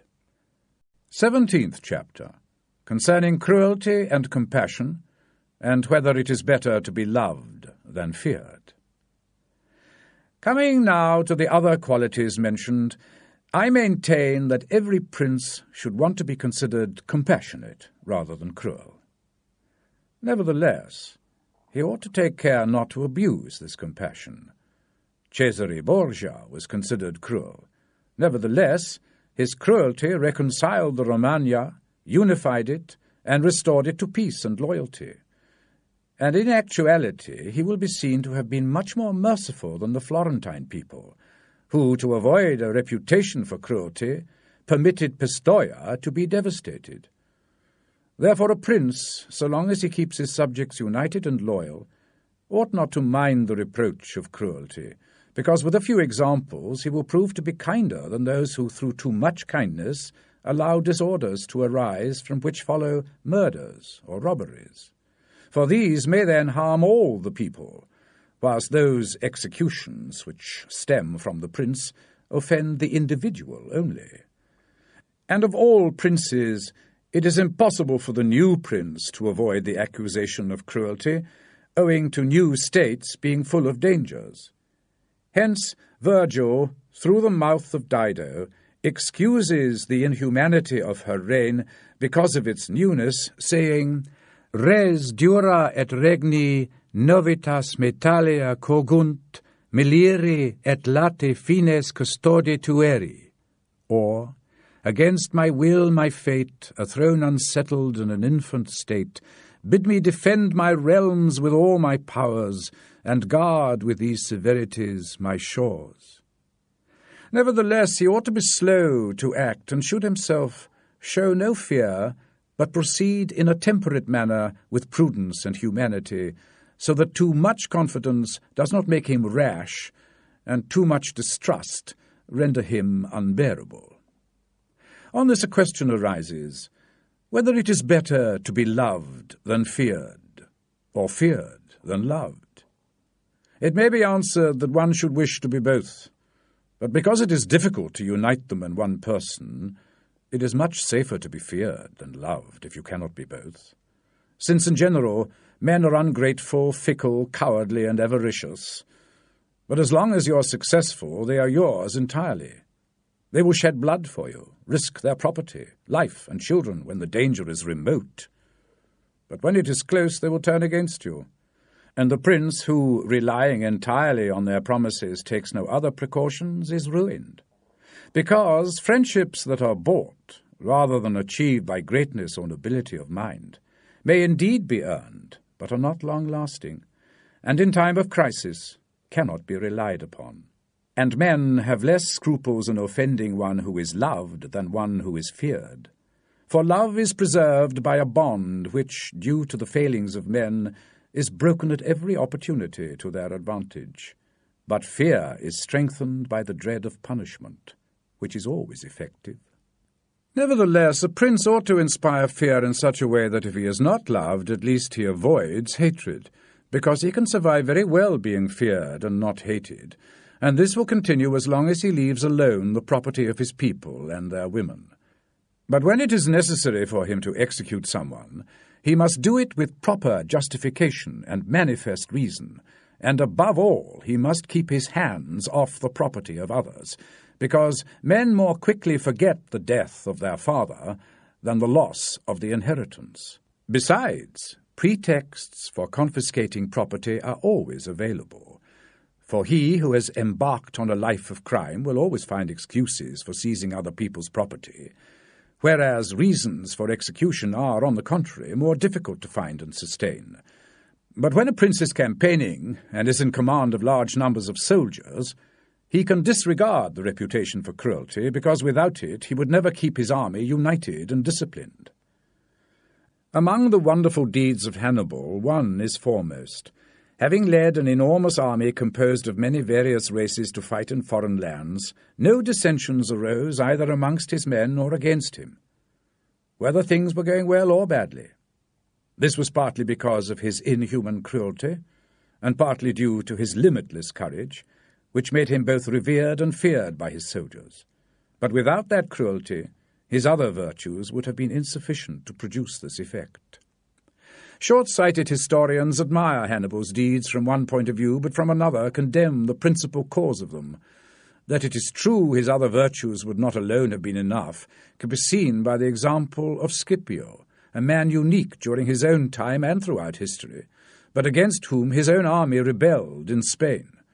This arose from nothing more than his excessive leniency, which gave his soldiers more license than is consistent with military discipline. For this he was reproached in the Senate by Fabius Maximus, and called the corrupter of the Roman legions. The Locri were plundered by one of Scipio's officers, yet they were not avenged, nor was the officer punished, owing largely to Scipio's easygoing nature. So much so, that someone in the Senate, wishing to excuse him, said there were men who knew much better how not to go wrong than to correct the errors of others. This disposition, if Scipio had continued in command, would in time have destroyed his fame and glory. But he being under the control of the Senate, this harmful trait not only concealed itself, but contributed to his greatness. Returning to the question of being feared or loved, I have come to the conclusion that since men love as they please but fear according to the wishes of the prince, a wise prince should establish himself upon what he can control and not on what he cannot, and he must endeavour at all costs, as I said, to avoid hatred. 18th chapter, concerning the way in which princes should keep their word. Everyone acknowledges how praiseworthy it is in a prince to keep faith and to live with integrity and not with guile. Nevertheless, our experience has been that those princes who have achieved great things have regarded good faith as of little value, and have tricked men by deceit, and in the end have overcome those who have trusted them. You must know there are two ways of contending, the one by law, the other by force. The first method is natural to man, the second to beasts. But because the first is frequently insufficient, it is essential to have recourse to the second. Therefore it is necessary for a prince to understand how to take advantage of the beast and the man. Princes have learnt this from the classical writers who describe how Achilles and many other ancient princes were given to the centaur Chiron to train in his own discipline, which means that, as they had for teacher a half-beast and half-man, so a prince learned how to make use of both natures, and that he cannot survive with one and not the other. A prince, therefore, being compelled knowingly to adopt the beast, should choose the fox and the lion, because the lion cannot defend himself against snares, and the fox cannot defend himself against wolves. Therefore the fox discovers the snares, and the lion terrifies the wolves. Those who rely simply on the lion do not understand this. A wise prince cannot, nor should he, keep his promise if it proves to be a disadvantage, and when the circumstances that gave rise to that promise no longer exist. If all men were good, this precept would not hold, but because they are bad and will not keep faith with you, you too are not bound to keep your promises to them. Nor shall a prince ever lack good excuses for breaking his promise. Endless modern examples can be given, showing how many pacts and promises have been broken through the dishonesty of princes. And the prince, who knows best how to imitate the skills of the fox, comes off best. But he must know how to disguise this characteristic, and to be a great liar and hypocrite. Men are so simple, and so involved with their current problems, that he who wants to deceive will always find someone who will allow himself to be deceived. One recent example I must relate. Alexander VI did nothing else but deceive men, nor ever thought of doing otherwise, and was never short of victims, for there was never anyone who had more gravitas, or who could make greater promises, yet would inevitably break them. Nevertheless, his lies always succeeded as he wanted, because he understood this side of man's nature. Therefore, a prince must not only have all the good qualities I have enumerated, but also appear to have them. And I shall dare to say this also, that to have them and always to observe them is harmful, but to appear to have them is useful. To appear merciful, faithful, humane, religious, upright, and to be so, but always aware that should you require not to be so, you are able to and can change your position, And you must understand this, that a prince, especially a new one, cannot observe all those qualities for which men are respected, being often forced, for his survival, to act contrary to fidelity, friendship, humanity, and religion. Therefore it is necessary for him to be flexible, according to the winds and the variations of fortune. Yet, as I have said before, he should not diverge from the proper course if he can avoid doing so, but if he must do so, then he has to know how to. For this reason, a prince should take care that he never utters a word that is not compatible with the above-named 5 qualities, that he may appear to be always merciful, faithful, humane, upright, and religious. It is especially important to appear to have this last quality, since men judge generally more by the eye than by the hand, because everyone can see you, but few come in close touch with you. Everyone can see what you appear to be, but few really know what you are, and those few dare not oppose the opinions of the majority who have the power of the state to defend them. And in the actions of all men, and especially of princes, whom it is not prudent to challenge, one judges by the result. For that reason, given that a prince gains the credit of conquering and holding his state, his methods will always be considered honourable, and he will be universally praised, because the common sort are always taken in by appearances and by results, and in the world there are only the common people, for the few find a place there only when the many have no ground to rest on. One prince of the present time, whom I had better not name, never preaches anything else but peace and good faith, yet to both he is most hostile, and if he had kept either, his reputation and kingdom would have been lost many times over.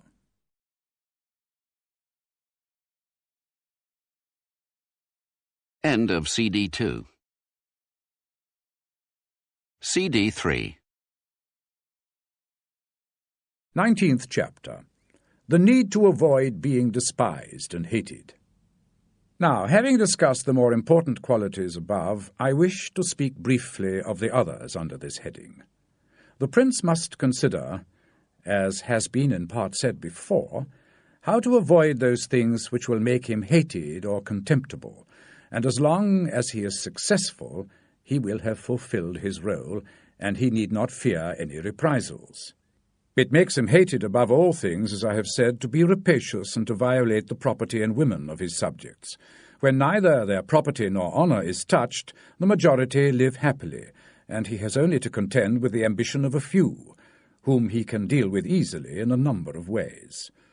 It makes him contemptible to be considered fickle, frivolous, effeminate, mean-spirited, irresolute, all of which a prince should avoid like the plague, and he should try to show in his actions greatness, courage, gravity, and fortitude, and in his private dealings with his people he should show that his judgment is irrevocable, and maintain his reputation so that no one can hope either to deceive him or to get round him. The prince who conveys this impression of himself and who is highly esteemed is not easily conspired against, for provided it is well known that he is an excellent man and revered by his people, he can only be attacked with difficulty. For this reason, a prince should have only 2 fears, one internal from his own subjects, and the other external from foreign powers. From the latter, he is defended by being well armed and having good allies, and if he is well armed, he will always have good allies. Domestic affairs will always remain quiet when foreign affairs are quiet, unless they have already been disturbed by conspiracy.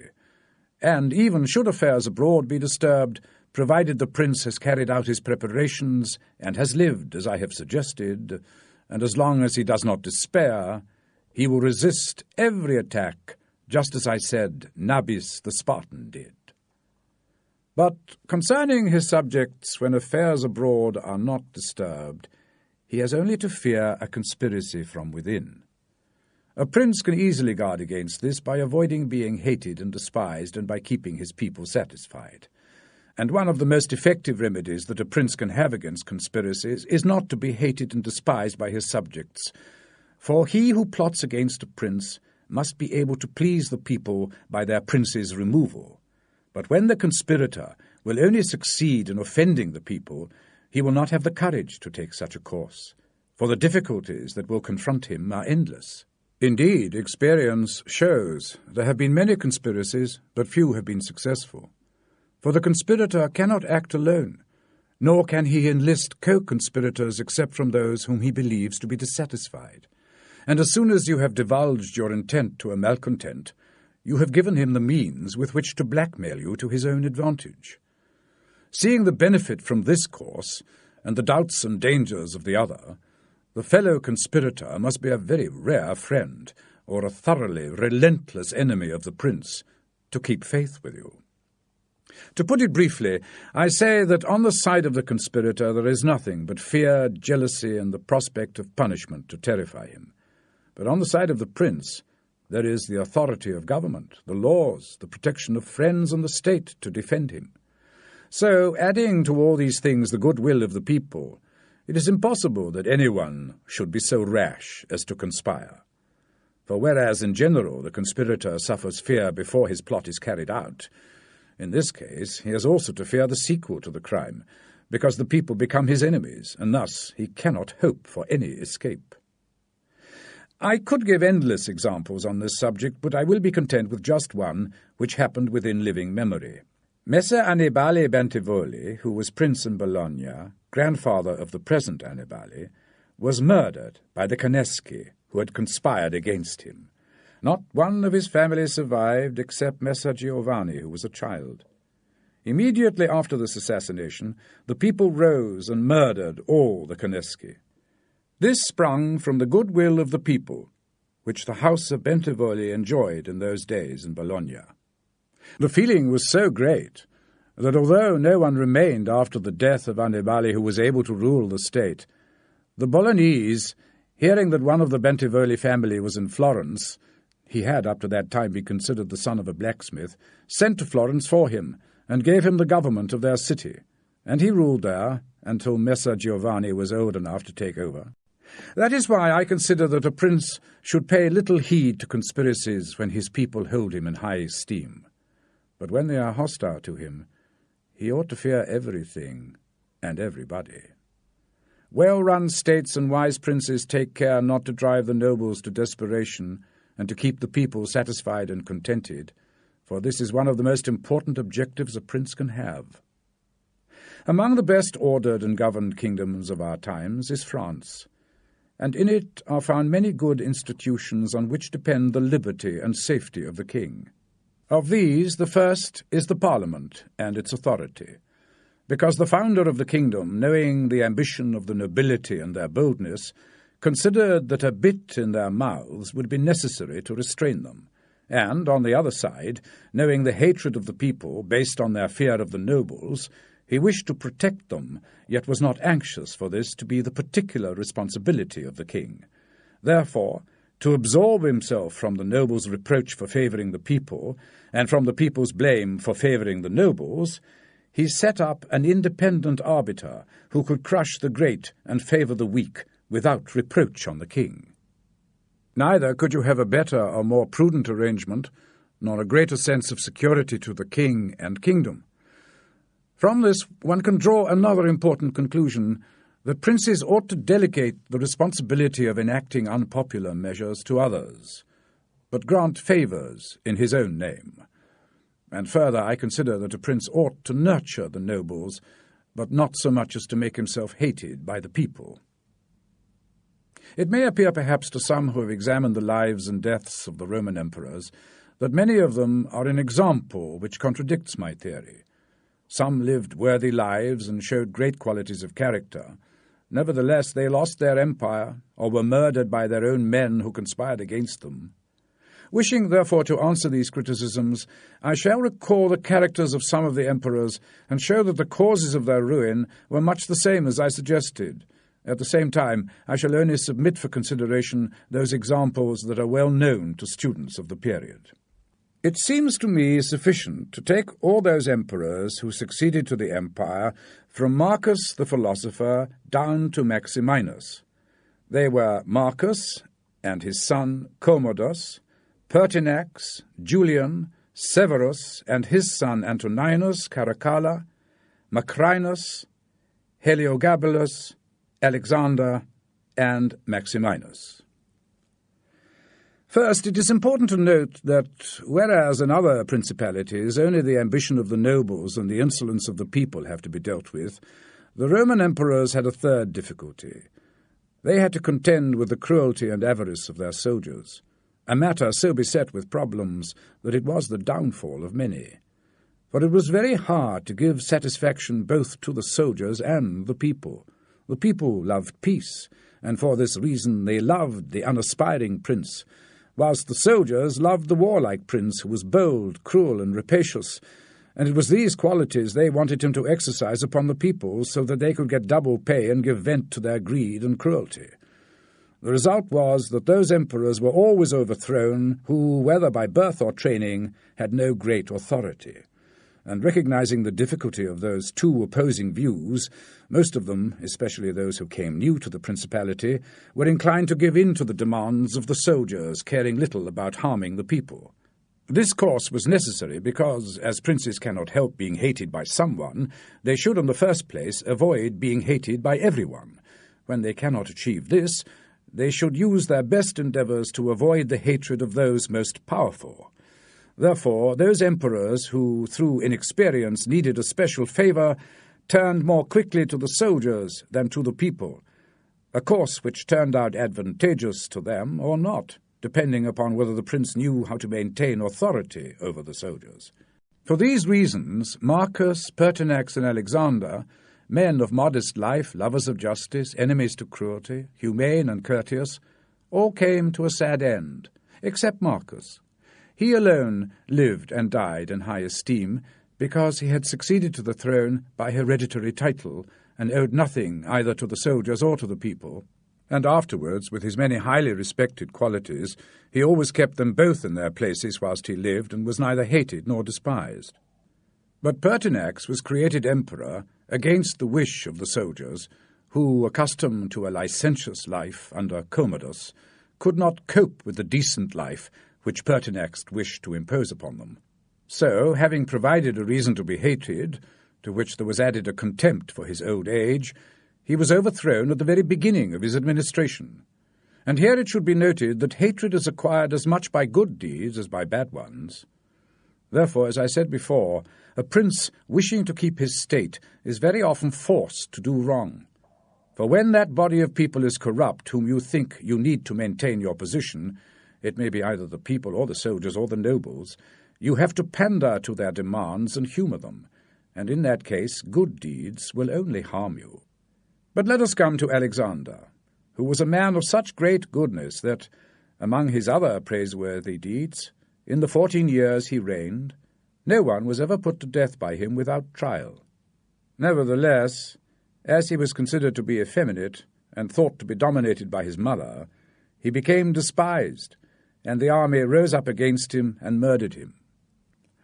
Turning now to the opposite characters of Commodus, Severus, Antoninus, Caracalla, and Maximinus, you will find them all cruel and rapacious, men who, to satisfy their soldiers, did not hesitate to commit every kind of iniquity against the people. And all, except Severus, came to a bad end. But in Severus there was so much nerve that, although the people were oppressed by him, he kept his soldiers happy and reigned successfully. For his courage made him so much admired in the eyes of the soldiers and the people that the latter were both astonished and awed, and the former respectful and satisfied. And because the deeds of this man as a new prince were so great, I wish to show briefly how well he imitated the fox and the lion, whose natures, as I said earlier, it is essential for a prince to emulate. Knowing the indolence of the Emperor Julian, Severus persuaded the army in Slavonia, of which he was captain, that it would be right to go to Rome and avenge the death of Pertinax, who had been killed by the Praetorian soldiers. Under this pretext, without appearing to aspire to the throne, he moved the army on Rome and reached Italy before it was known that it even started. On his arrival in Rome, the Senate, through fear, elected him emperor and killed Julian. After this, there remained for Severus, who wanted to be master of the whole empire, two obstacles, one in Asia, where Niger, head of the Asiatic army, had proclaimed himself emperor, and the other in the west, where Albinus also aspired to the throne. And as Severus considered it dangerous to declare himself hostile to both, he decided to attack Niger and to deceive Albinus. To the latter he wrote that as emperor elected by the Senate he was willing to share that honour with him and sent him the title of Caesar, and, moreover, told him that the Senate had elected Albinus as his colleague, all of which was accepted by Albinus as true. But after Severus had conquered and killed Niger and pacified the East, he returned to Rome and complained to the Senate that Albinus, failing to recognize the benefits that he had received from him, had by treachery sought to murder him, and for this ingratitude Severus was compelled to punish him. Afterwards he sought him out in France and took from him his power and his life. He who will therefore carefully examine the deeds of this man will find him a most valiant lion and a most cunning fox. He will find him feared and respected by everyone, and not hated by the army. And it need not be wondered at that he, a new prince, was able to hold the empire so well, because his supreme renown always protected him from that hatred which the people might have brought against him for his violence. His son, Antoninus, was a most eminent man, and had very excellent qualities which made him admirable in the eyes of the people and acceptable to the soldiers. For he was a warlike man with considerable energy and a loathing of all delicate food and other luxuries, which won him the devotion of his troops. Despite this, his ferocity and cruelties were so great and so unheard of that, after endless individual murders, he killed a large number of the people of Rome and all the citizens of Alexandria. Antoninus became hated by the whole world, and also feared by those he had around him, to such an extent that he was surrounded by his army and murdered by a centurion. And here it must be noted that such deaths, which are deliberately inflicted with a resolved and desperate courage, cannot be avoided by princes, because anyone who does not fear death can inflict them. But a prince need not fear them so much, because such fanatics are very rare. He has only to be careful not to do any serious harm to those he employs or has around him in the service of the state. Antoninus had not taken this care, but had unceremoniously killed a brother of that centurion, whom he also threatened daily, yet retained in his bodyguard, which, as it turned out, was a reckless thing to do, and proved to be the emperor's downfall. Now let us come to Commodus, for whom it should have been very easy to hold the empire. Being the son of Marcus, he had inherited it, and had only to follow in the footsteps of his father to please both his people and his soldiers. But being by nature cruel and brutal, he abandoned himself to debauching and corrupting the soldiers, so that he might indulge his greed upon the people. Also he failed to maintain his dignity, often descending to the theatre to compete with gladiators and doing other vile acts unworthy of the imperial majesty. So Commodus fell into contempt with his soldiers, and being hated by one party and despised by the other, he was conspired against and killed. It remains to discuss the character of Maximinus. He was a very warlike man, and the armies, being disgusted with the effeminacy of Alexander, of whom I have already spoken, killed him and elected Maximinus to the throne. This he did not possess for long, for two things made him hated and despised.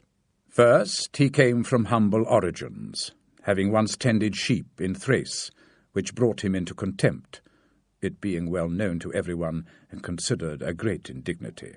And secondly, he deferred going to Rome and being formally invested as emperor. He had also gained a reputation for the utmost ferocity by having, through his prefects in Rome and elsewhere in the empire, practiced many cruelties, so that the whole world was moved to anger at the lowliness of his birth and to hatred at his barbarity. First Africa rebelled, then the Senate with all the people of Rome, and all Italy conspired against him, as did his own army. This latter, while besieging Aquileia and encountering difficulties in taking it, were so disgusted with his cruelties and fearing him less when they found so many against him, murdered him. I do not wish to discuss Heliogabalus, Macrinus, or Julian, who, being thoroughly contemptible, were quickly wiped out. But I will bring this discourse to an end by saying that modern-day princes are less likely to have this problem of giving inordinate satisfaction to their soldiers because, though one has to give them some indulgence, none of them are experienced in the rule and administration of provinces as were the soldiers of the Roman Empire. And whilst in those times it was more necessary to give satisfaction to the soldiers than to the people, it is now more necessary for all princes, except the Turk and the Sultan ruler of Egypt, to satisfy the people rather than the soldiers, because the people are the more powerful. From the above, I have excluded the Turk, who always keeps round him 12,000 infantry and 15,000 cavalry on which depend the security and strength of the kingdom. And putting aside every consideration for the people, he needs to keep the soldiers as his friends. The kingdom of the Sultan is similar, being entirely in the hands of the soldiers. It follows again that he must keep them his friends, without regard to the people. However, you must note that the state of the Sultan is unlike all other principalities. It is like the papacy, which cannot be called either an hereditary or a newly formed principality. It is not the sons of the old prince who become the heirs, but he who is elected to that position by those in authority, and the sons remain only noblemen. And as this is an ancient custom, it cannot be called a new principality, since there are none of the difficulties encountered in new ones. Although the prince is new, the constitution of the state is old, and is framed so as to accept him as if he were the hereditary ruler. But, returning to the subject, I say that those following my argument will acknowledge that either hatred or contempt has brought about the downfall of the above emperors, and it will also be seen how, though some of them acted one way and some another, only one in each way came to a happy end, the rest coming to grief. It would have been useless and dangerous for Pertinax and Alexander, being new princes, to imitate Marcus, who was heir to the principality. Similarly, it would have been utterly destructive for Antoninus, Commodus, and Maximinus to have imitated Severus, as they did not have sufficient courage to follow in his footsteps. Therefore, a prince new to the principality cannot imitate Marcus and does not need to follow Severus, though he should take from Severus those qualities necessary to establish his state, and from Marcus those which are correct and outstanding to maintain an already stable and secure state. 20th chapter. Are fortresses, and many other things to which princes often resort, advantageous or hurtful? 1. Some princes, in order to hold the state securely, have disarmed their subjects. Others have kept their towns distracted by factions. Some have deliberately fostered animosity against themselves. Others have tried to win over those they distrusted before. Some have built fortresses, others have destroyed them. And although one cannot give a final judgment on all of these matters without being in possession of the full facts of each case, nevertheless I will speak as comprehensively as I can on a general basis. 2. No new prince has ever disarmed his subjects. On the contrary, when he has found them unarmed, he has always armed them. By arming them, you arm yourself, and those men who were distrusted become faithful, and those who were faithful remain so, and your subjects become your devotees. And though not all subjects can be armed, those whom you do arm benefit so that the others can be more easily dealt with. This difference in their treatment, which they quite understand, makes dependence of those you arm, and those you do not, realizing that they who have the most danger and responsibility should have the greater reward, excuse you. However, when you disarm the people, you at once offend them by showing that you distrust them either for cowardice or for disloyalty, and either of these opinions breeds hatred against you. And because you need to defend yourself, you turn to mercenaries, whose character I have already discussed. And even if they were good, they would not be enough to defend you against powerful enemies and distrustful subjects. Therefore, as I have said, a new prince and a new principality always arms his subjects. History is full of examples of this. But when a prince acquires a new state which he adds as a province to his old one, then he must disarm all the men of that state except those who have been his supporters in acquiring it. And even these, with time and opportunity, should be rendered weak and ineffectual, and matters must be arranged in such a way that all the armed men in the new state shall be your own soldiers who served close to you in your old state. 3. Our forefathers, and those who were considered wise, were accustomed to say that it was necessary to hold Pistoia by factions and Pisa by fortresses. And with this idea, they fostered strife in some of their subject towns so as to keep possession of them more easily. This may have worked well in those times when Italy was in a way balanced, but I do not believe that it can work today because I do not believe that factions can ever be of use. On the contrary, it is certain that when the enemy attacks you in a divided city, you are quickly defeated because the weakest party will always assist the enemy and the other party will be unable to resist. The Venetians, motivated, I believe, by these reasons, fostered the Guelph and the Ghibelline factions in their subject cities, and although they never allowed them to come to bloodshed, they nonetheless nursed these disputes so that the citizens, distracted by their differences, did not unite against them. As we saw, things did not afterwards turn out as expected, because after the rout at Veia, one party at once took courage and seized the state. These methods argue, therefore, the weakness of the prince, because these factions would never be permitted in a strong principality. Such methods which enable one to manage one's subjects more easily are only useful in times of peace, and if war comes, these policies then prove faulty. 4. Without doubt, princes become great when they overcome the difficulties and obstacles that confront them. Therefore, fortune, especially when she wants to create a new prince who has a greater need to earn renown than a hereditary one, causes enemies to rise up and conspire against him, in order that he might then have the opportunity to overcome them and mount higher as on a ladder raised by his enemies. For this reason, many consider that a wise prince, when he has the opportunity, ought to foster some animosity against himself, so that, having crushed it, his reputation may rise higher. 5. Princes, especially new ones, have found more loyalty and usefulness in those men who in the beginning of their rule were doubted than among those who in the beginning were trusted. Pandolfo Petrucci, Prince of Siena, ruled his state more with the support of those he had distrusted than of the others. But on this question one cannot speak generally, for it varies so much with the individual. I will only say this, that those men who at the beginning of a princedom have been hostile, if they are of the type to need help in supporting themselves, can always be won over with the greatest ease, and they will resolutely and loyally serve the prince, as they know it to be essential for them to put right the bad impression he had formed of them. So the prince always finds them of more use than those who, feeling too secure in his service, may neglect his affairs. And since it is expedient, I must warn the prince, who by means of special favours has acquired a new state, that he must carefully consider the motives of those who granted these favours, and if it was not out of a natural affection for him, but only out of discontent with their government, then he will find it very difficult to keep them friendly, for it will be impossible to satisfy them.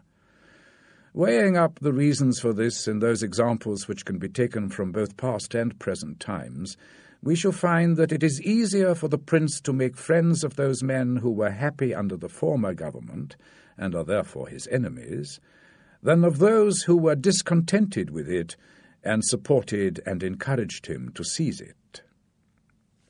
6. It has been customary with princes, in order to hold their states more securely, to build fortresses that may serve as a curb on those who might plot against them, and as a place of refuge from a first attack.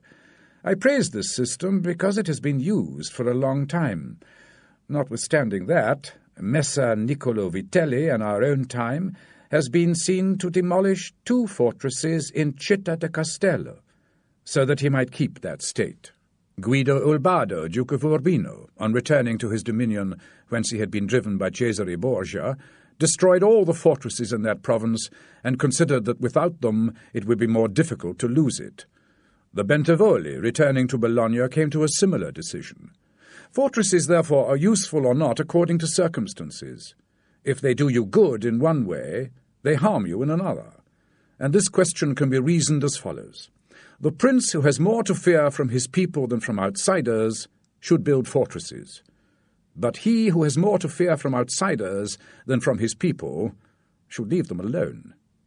The castle of Milan, built by Francesco Sforza, has made and will make more trouble for the house of Sforza than any other disturbance in the state. For this reason, the best possible fortress is that you not be hated by the people, because, though you may hold the fortresses, they will not save you if the people hate you. For there will always be outsiders keen to assist a people who have taken up arms against you. It has not been seen in our time that such fortresses have been of much use to any prince, unless to the Countess of Forli, when the Count Girolamo, her consort, was killed. For by means of her fortresses she was able to withstand the popular attack and wait for assistance from Milan, and thus recover her state. The circumstances were such at the time that outsiders were unable to assist the people. But fortresses were of little value to her afterwards, when Cesare Borgia attacked her and when the people, her enemy, joined forces with the invaders. Therefore it would have been safer for her, both then and before, to have been friendly with her people and dispensed with the fortresses. All these things considered, then, I shall praise those who build fortresses as well as those who do not. But I shall blame those who, putting their trust in their fortresses, do not care if they are hated by the people. 21st chapter. How a prince should conduct himself so as to gain renown. Nothing makes a prince so much esteemed as great deeds and setting a fine example. We have in our own time Ferdinand of Aragon, the present King of Spain. He can almost be called a new prince, because he has risen by fame and glory from an insignificant king to the foremost king in Christendom. And if you consider his deeds, you will find all of them great and some of them quite extraordinary. In the beginning of his reign, he attacked Granada, and this campaign was the foundation of his dominions. He did this quietly at first and without any fear of hindrance, for he kept the minds of the barons of Castile occupied with the war, and not anticipating any innovations. Thus they did not realize that by these means he was acquiring power and authority over them. With money from the church and from the people, he was able to sustain his armies and, during that long war, to lay the foundation of the military skill for which he has become famous. Further, always using religion as a pretext so as to undertake even greater campaigns, he devoted himself with a pious cruelty to driving out and clearing his kingdom of the Moors.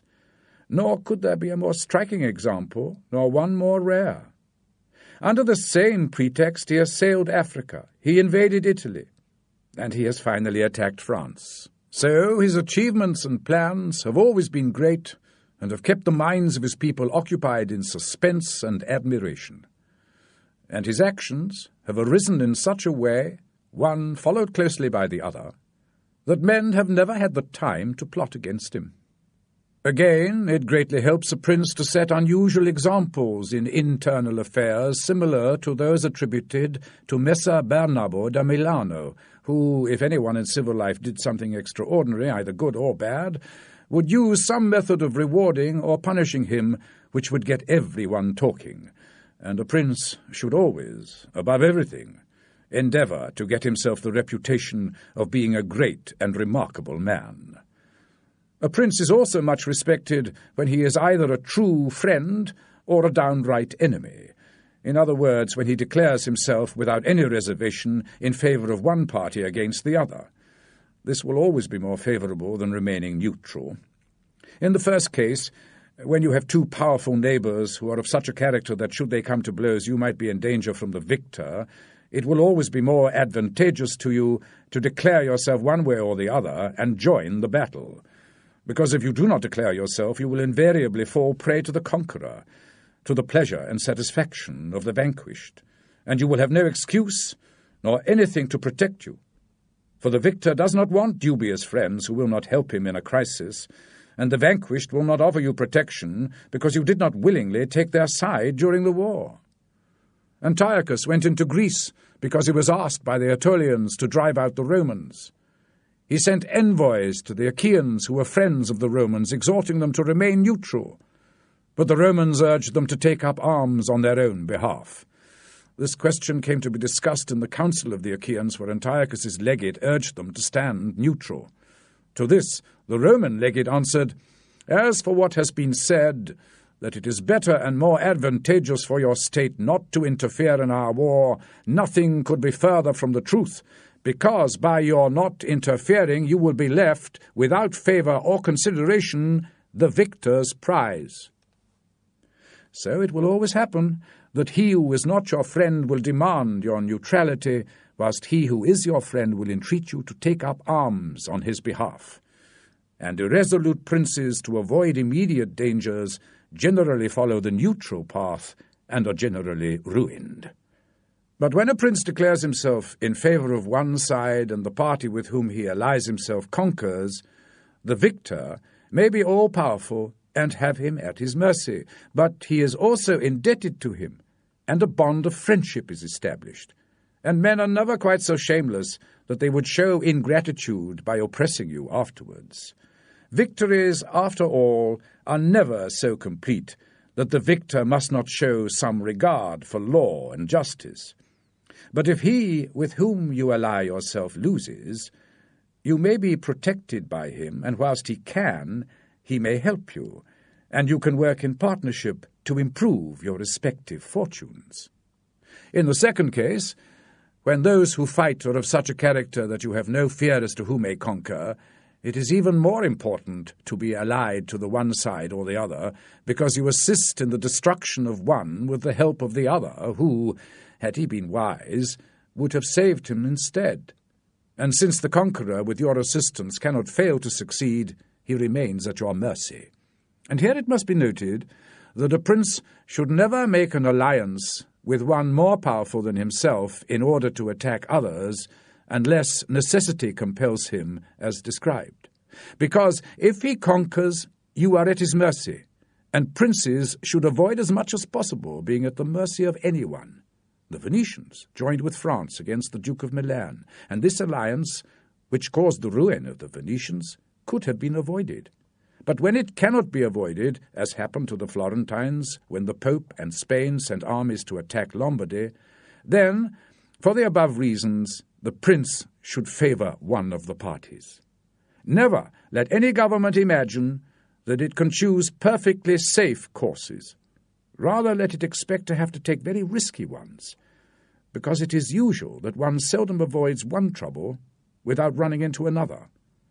But wisdom consists in knowing how to distinguish the nature of the troubles and then choosing the lesser evil. A prince ought also to recognize ability and to honor those proficient in every art and trade. At the same time, he should encourage his citizens to practice their occupations peaceably, both in commerce and agriculture and in every other employment, so that they should not be deterred either from improving their possessions for fear that they be taken away, or for starting up business for fear of taxes. Instead, the prince ought to offer incentives to those wanting to do these things and to anyone who strives to increase the prosperity of the city or state. Further, he ought to entertain the people with festivals and spectacles at convenient seasons of the year, and as every city is divided into guilds or family groups, he ought to hold them in high regard and associate with them sometimes, and show himself an example of courtesy and liberality, nevertheless always maintaining the dignity of his rank, for this must never be devalued. 22nd chapter. Concerning the secretaries of princes. The choice of his staff is of no little importance to a prince, and they reflect upon the judgment of the prince. The first impression one forms of a prince and of his thinking is by observing the people he has around him, and when they are capable and faithful, he is considered wise, because he has known how to recognize talented people and to retain their loyalty. But when they are otherwise, it is impossible to form a good opinion of him, for in choosing them he has made a grave error of judgment. There were none who knew Messer Antonio da Venafro as the servant of Pandolfo Petrucci, Prince of Siena, who would not consider Pandolfo to be a very clever man in having appointed Venafro his servant, because there are three classes of intellects, one which comprehends by itself, another which appreciates what others comprehend, and a third which neither comprehends by itself nor learns from others. The first is excellent, the second is good, and the third is useless. Therefore it follows that if Pandolfo was not in the first rank, he was certainly in the second. For if one has the judgment to know good or bad in other people, despite the fact that he himself may not have the initiative, he can recognize the good and the bad in his servant, and he can then praise one and correct the other. Thus the servant cannot hope to deceive him, and is kept honest. But to enable a prince to form an opinion of his servant, there is one test which never fails. When you see the servant acting more in his own interest than yours, and seeking profit for himself in everything, such a man will never make a good servant, nor will you ever be able to trust him, because he who has the affairs of another in his hands should never think of himself but always of his prince, and never pay attention to matters with which the prince is not concerned. On the other hand, to retain his servant's loyalty, the prince ought to honour him, reward him well, do him kindnesses, share with him both the honours and the responsibilities. At the same time, let him see that he is dependent upon his master, so that his many honours may not make him seek more, nor his new wealth make him greedy, and let him see that his many burdens may wreak dreadful changes. When, therefore, a prince's relations with his servants are thus arranged, they can trust each other. But when it is otherwise, the end will always be disastrous for one or the other. 23rd chapter. How flatterers should be avoided. I do not wish to leave out an important part of this subject, for it is a danger from which princes are protected with difficulty unless they are very careful and discriminating. I speak of flatterers, of whom the courts are full, because men are so self-absorbed in their own affairs, and in a way so deceived in them, that they are easy prey to this pest, and if they try to defend themselves, they run the risk of being despised. As there is no other way of guarding oneself from flatterers, except by letting men understand that the truth does not offend you, but if everyone feels able to tell you the truth, you lose their respect. Therefore a wise prince holds a third course by choosing the wise men in his state and giving them only the liberty of plain speaking, and then only of those things of which he inquires, and nothing else.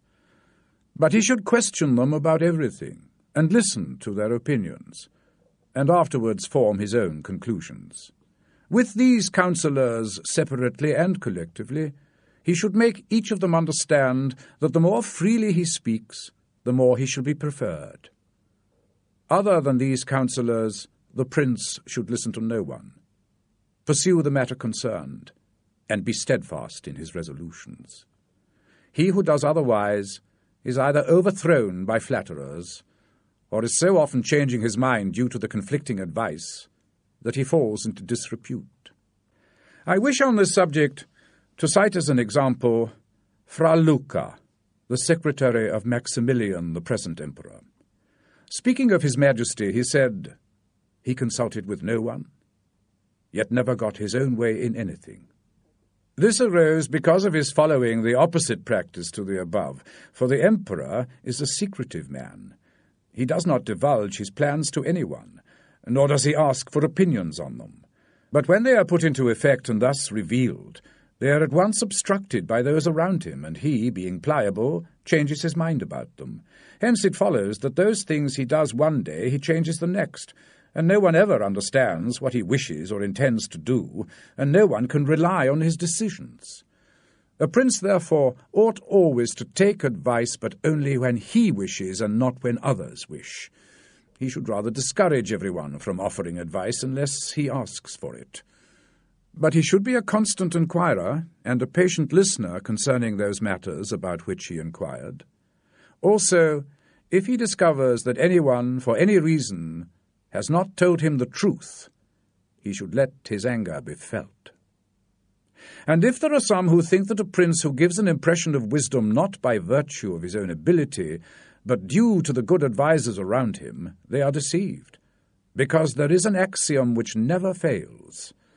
A prince who is not wise himself will never take good advice, unless by chance he has put his affairs entirely into the hands of one person who happens to be a very shrewd man. In this case, indeed, he may be well governed, but it would not be for long, because such a shrewd man would in a short time overthrow him. But if an inexperienced prince should take advice from more than one, he will never get a unanimous counsel, nor will he know how to achieve this. Each of the counsellors will think of his own personal interests, and the prince will not know how to control them nor see through them. And they will not be found otherwise, because men are always untrue to you unless they are kept honest by constraint. Therefore, it is inferred that good advice, wherever it comes from, is due to the wisdom of the prince, and not the wisdom of the prince due to the good advice.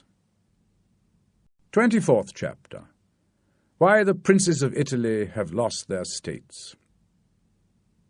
The previous suggestions, if carefully observed, will enable a new prince to appear to be well established and make him at once more secure and solid in government than if he had ruled for a long time. For the actions of a new prince are more closely observed than those of a hereditary one, and as soon as they are seen to be successful, they attract more men and establish a group even tighter knit than family. Because men are impressed more by the present than the past, and when they find the present good, they make the most of it and look no further. They will also make the best protection for a prince, provided he does not fail them in other things. So it will be a double honour to him to have established a new principality, and adorned and strengthened it with good laws, good forces, good allies, and by a good example. Likewise, it will be a double disgrace to a hereditary prince who loses his state through lack of wisdom. If we consider those princes who have lost their states in Italy in our times, such as the King of Naples, the Duke of Milan, and others, there will be found in them, firstly, one common defect in regard to arms for the reasons which I have discussed at length. Secondly, some of them will have had to contend with hostile subjects, or if his subjects were friendly, he has then not known how to secure the loyalty of his nobles. Without these weaknesses, states with the power to keep an army in the field cannot be defeated. Philip of Macedon, not the father of Alexander the Great, but the man who was conquered by Titus Quintius, had not much territory compared to the greatness of the Romans and the Greeks who attacked him, but being a warlike man who knew how to win over the people and secure the nobles' loyalty, sustained the war against his enemies for many years, and if in the end he lost some of his cities, he nevertheless retained his kingdom. Therefore, our princes cannot blame bad luck for the loss of their principalities after so many years in possession, but rather their own indolence, because in quiet times they thought they would continue forever. It is a common defect in man not to make any provision in the calm against the storm. And when afterwards the bad times arrive, they think of fleeing, and not of defending themselves, and they hope that the people, disgusted with the behaviour of the victors, will reinstate them. This course, when others fail, may be good, but it is very bad to neglect all other possibilities, since you should not fail simply in the hope that you might find someone later who will restore you. This is unlikely to happen, and if it does, you will not be safe, because that restoration is of no use if it does not depend upon yourself. Only a course that is brought by yourself and your courage will be reliable, certain, and durable. 25th chapter. What fate can effect in human affairs, and how to withstand her? I am aware that many men have had and still have the opinion that the affairs of the world are in the hands of fate and of God, and that men with their knowledge cannot guide them, nor indeed can anyone even help them, and because of this they would have us believe that it is not necessary to make an effort in affairs of state, but to let chance govern them. This opinion has gained weight in recent times because of the great changes which have been seen, and may still be seen every day, beyond all human imagination. Sometimes, pondering over this, I am in some degree inclined to their opinion. Nevertheless, one should not rule out our free will. I hold it to be true that fate is the arbiter of half our actions, but that she still leaves us to control the other half, or perhaps a little less. I can compare fate to one of those raging rivers which, when in flood, overflows the plains, sweeping away trees and buildings, washing the soil from one place to another. Everything flees before it, all yield to its violence, without being able in any way to withstand it. And yet, though its nature be such, it does not follow, therefore, that men, when the weather becomes fair, cannot make provision, both with defences and barriers, so that, rising again, the waters will pass aside via a canal, and their force will be less unrestrained and less dangerous. So it happens with fate, who shows her power where she encounters no resistance, and turns her force when she knows there are no barriers or defences to constrain her. And if you consider Italy, which is the seat of these changes, and which has given them their impetus, you will see it to be an open land without barriers and without any defence. For if it had been defended in a proper manner, as are Germany, Spain, and France, either the flood would have made no great changes, or it would not have come at all. And this I consider enough to say about resistance to fate in general. But confining myself more to particular situations, a prince may be happy one day and ruined the next without showing any change of attitude or character. This, I believe, arises firstly from causes that have already been discussed at length, namely that the prince who relies entirely upon fate is lost when it goes against him. I also believe that he who adapts his policies to suit the times will succeed, and he who does not will fail. Men are seen to use various methods in pursuit of the ambition that everyone has before him, namely glory and riches. Some proceed with caution, some with haste, some by force, others by skill, some by patience, others by its opposite, and each one succeeds in reaching their goal by a different course. One can also see cases where, of two cautious men, one achieves his goal and the other fails, and similarly, two men from different perspectives are equally successful, the one being cautious, the other impetuous. And this arises from nothing else but whether or not they adapt their policies to suit the times. This follows from what I said. Two men working differently can bring about the same effect, and conversely, of two working similarly, one will attain his objective and the other will not. Changes in prosperity also result from this. If time and events converge in such a way that he who governs himself with caution and patience is successful, his fortune is made. But if times and events change, he is ruined if he does not modify his course of action. But it is rare to find a man sufficiently circumspect to know how to adapt himself to change, partly because he cannot deviate from his natural inclinations, and partly because, having always prospered by acting in one way, he cannot be persuaded to abandon it.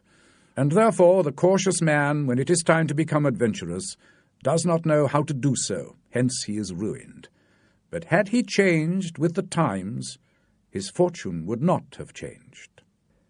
Pope Julius II was impetuous in all his affairs, but found that time and circumstances so suited his line of action that he always met with success. Consider his first campaign against Bologna, when Giovanni Bentivogli was still alive. The Venetians did not agree to it, nor did the King of Spain, and Julius was still discussing it with the King of France. Nevertheless, he personally embarked upon the expedition with his accustomed boldness and energy, a move which made Spain and the Venetians stand irresolute and passive, the latter from fear, the former from a desire to recover the kingdom of Naples. On the other hand, Pope Julius took with him the King of France because, having observed the events and desiring to make the Pope his friend in order to humble the Venetians, the king found it impossible to refuse him soldiers without manifestly offending him. Therefore, Julius, with his impetuous action, accomplished what no other pope with simple human wisdom could have done. For if he had waited in Rome until he could get away with his plans arranged and everything fixed, as any other pope would have done, he would never have succeeded, because the King of France would have made 1,000 excuses, and the others would have raised 1,000 fears. I will leave his other actions alone. They were all similar, and they all succeeded, for the brevity of his life did not allow him to experience failure. But if circumstances had arisen which required him to go cautiously, his ruin would have followed, because he could never have deviated from his natural inclinations. Luck is changeable, whereas mankind is resolute in his ways. I conclude, therefore, that when the two are in agreement, men will succeed, and when the two diverge, men will fail.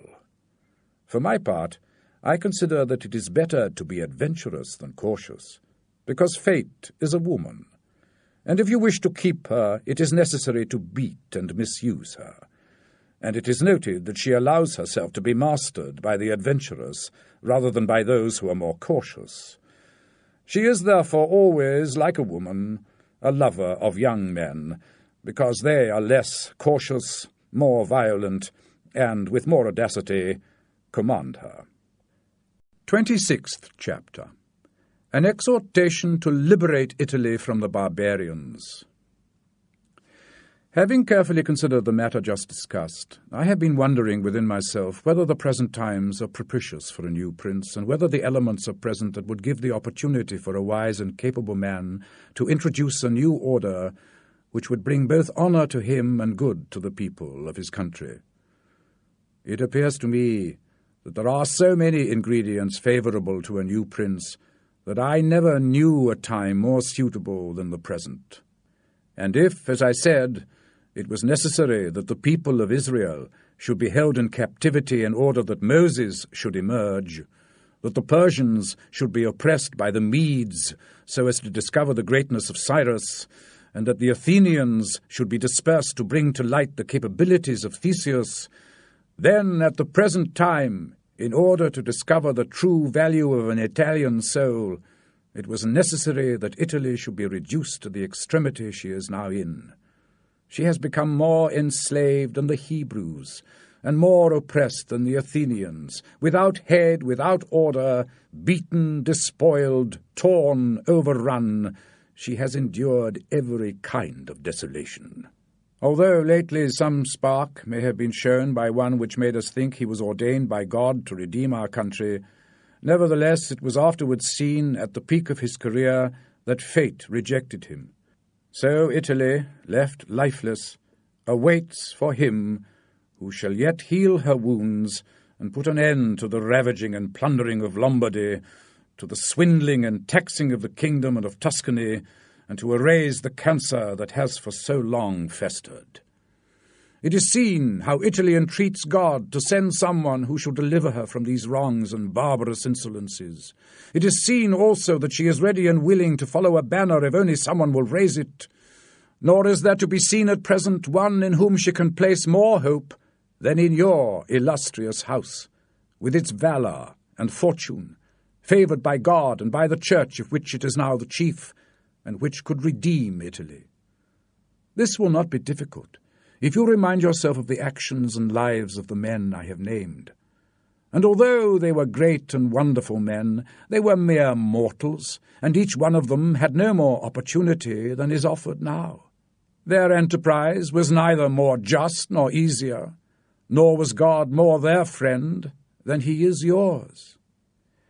In our cause there is great justice, because a necessary war is a just war, and arms are holy when they are the last resort. Here there is the greatest enthusiasm, and where there is enthusiasm, the difficulties will be overcome if you will only follow those whom I have singled out. Furthermore, how extraordinary are the ways of God that have manifested themselves beyond example. The sea is divided, A cloud has led the way. A rock has gushed water. It has rained manna. Everything has contributed to your greatness. You must do the rest. God is not willing to do everything, and in so doing take away our free will and that share of glory which belongs to us. And it is not surprising if none of the above-named Italians have been able to accomplish all that is expected from your illustrious house, and if, in so many revolutions in Italy and in so many campaigns, it has always appeared as if our military prowess were exhausted, this has happened because the old system was not good, and none of us have known how to find a new one. And nothing honours a man more than to establish new laws and new ordinances when he himself is newly risen.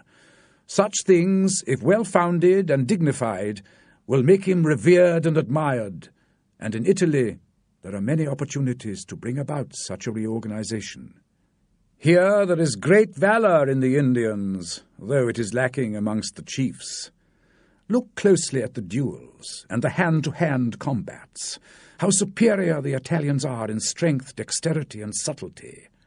But when it comes to armies, they do not bear comparison, and this springs entirely from the lack of good leaders, since those who are capable are not obedient. Each one seems to know his own level, there having never been anyone distinguished enough above the rest, either by valour or fortune, that others would submit to him.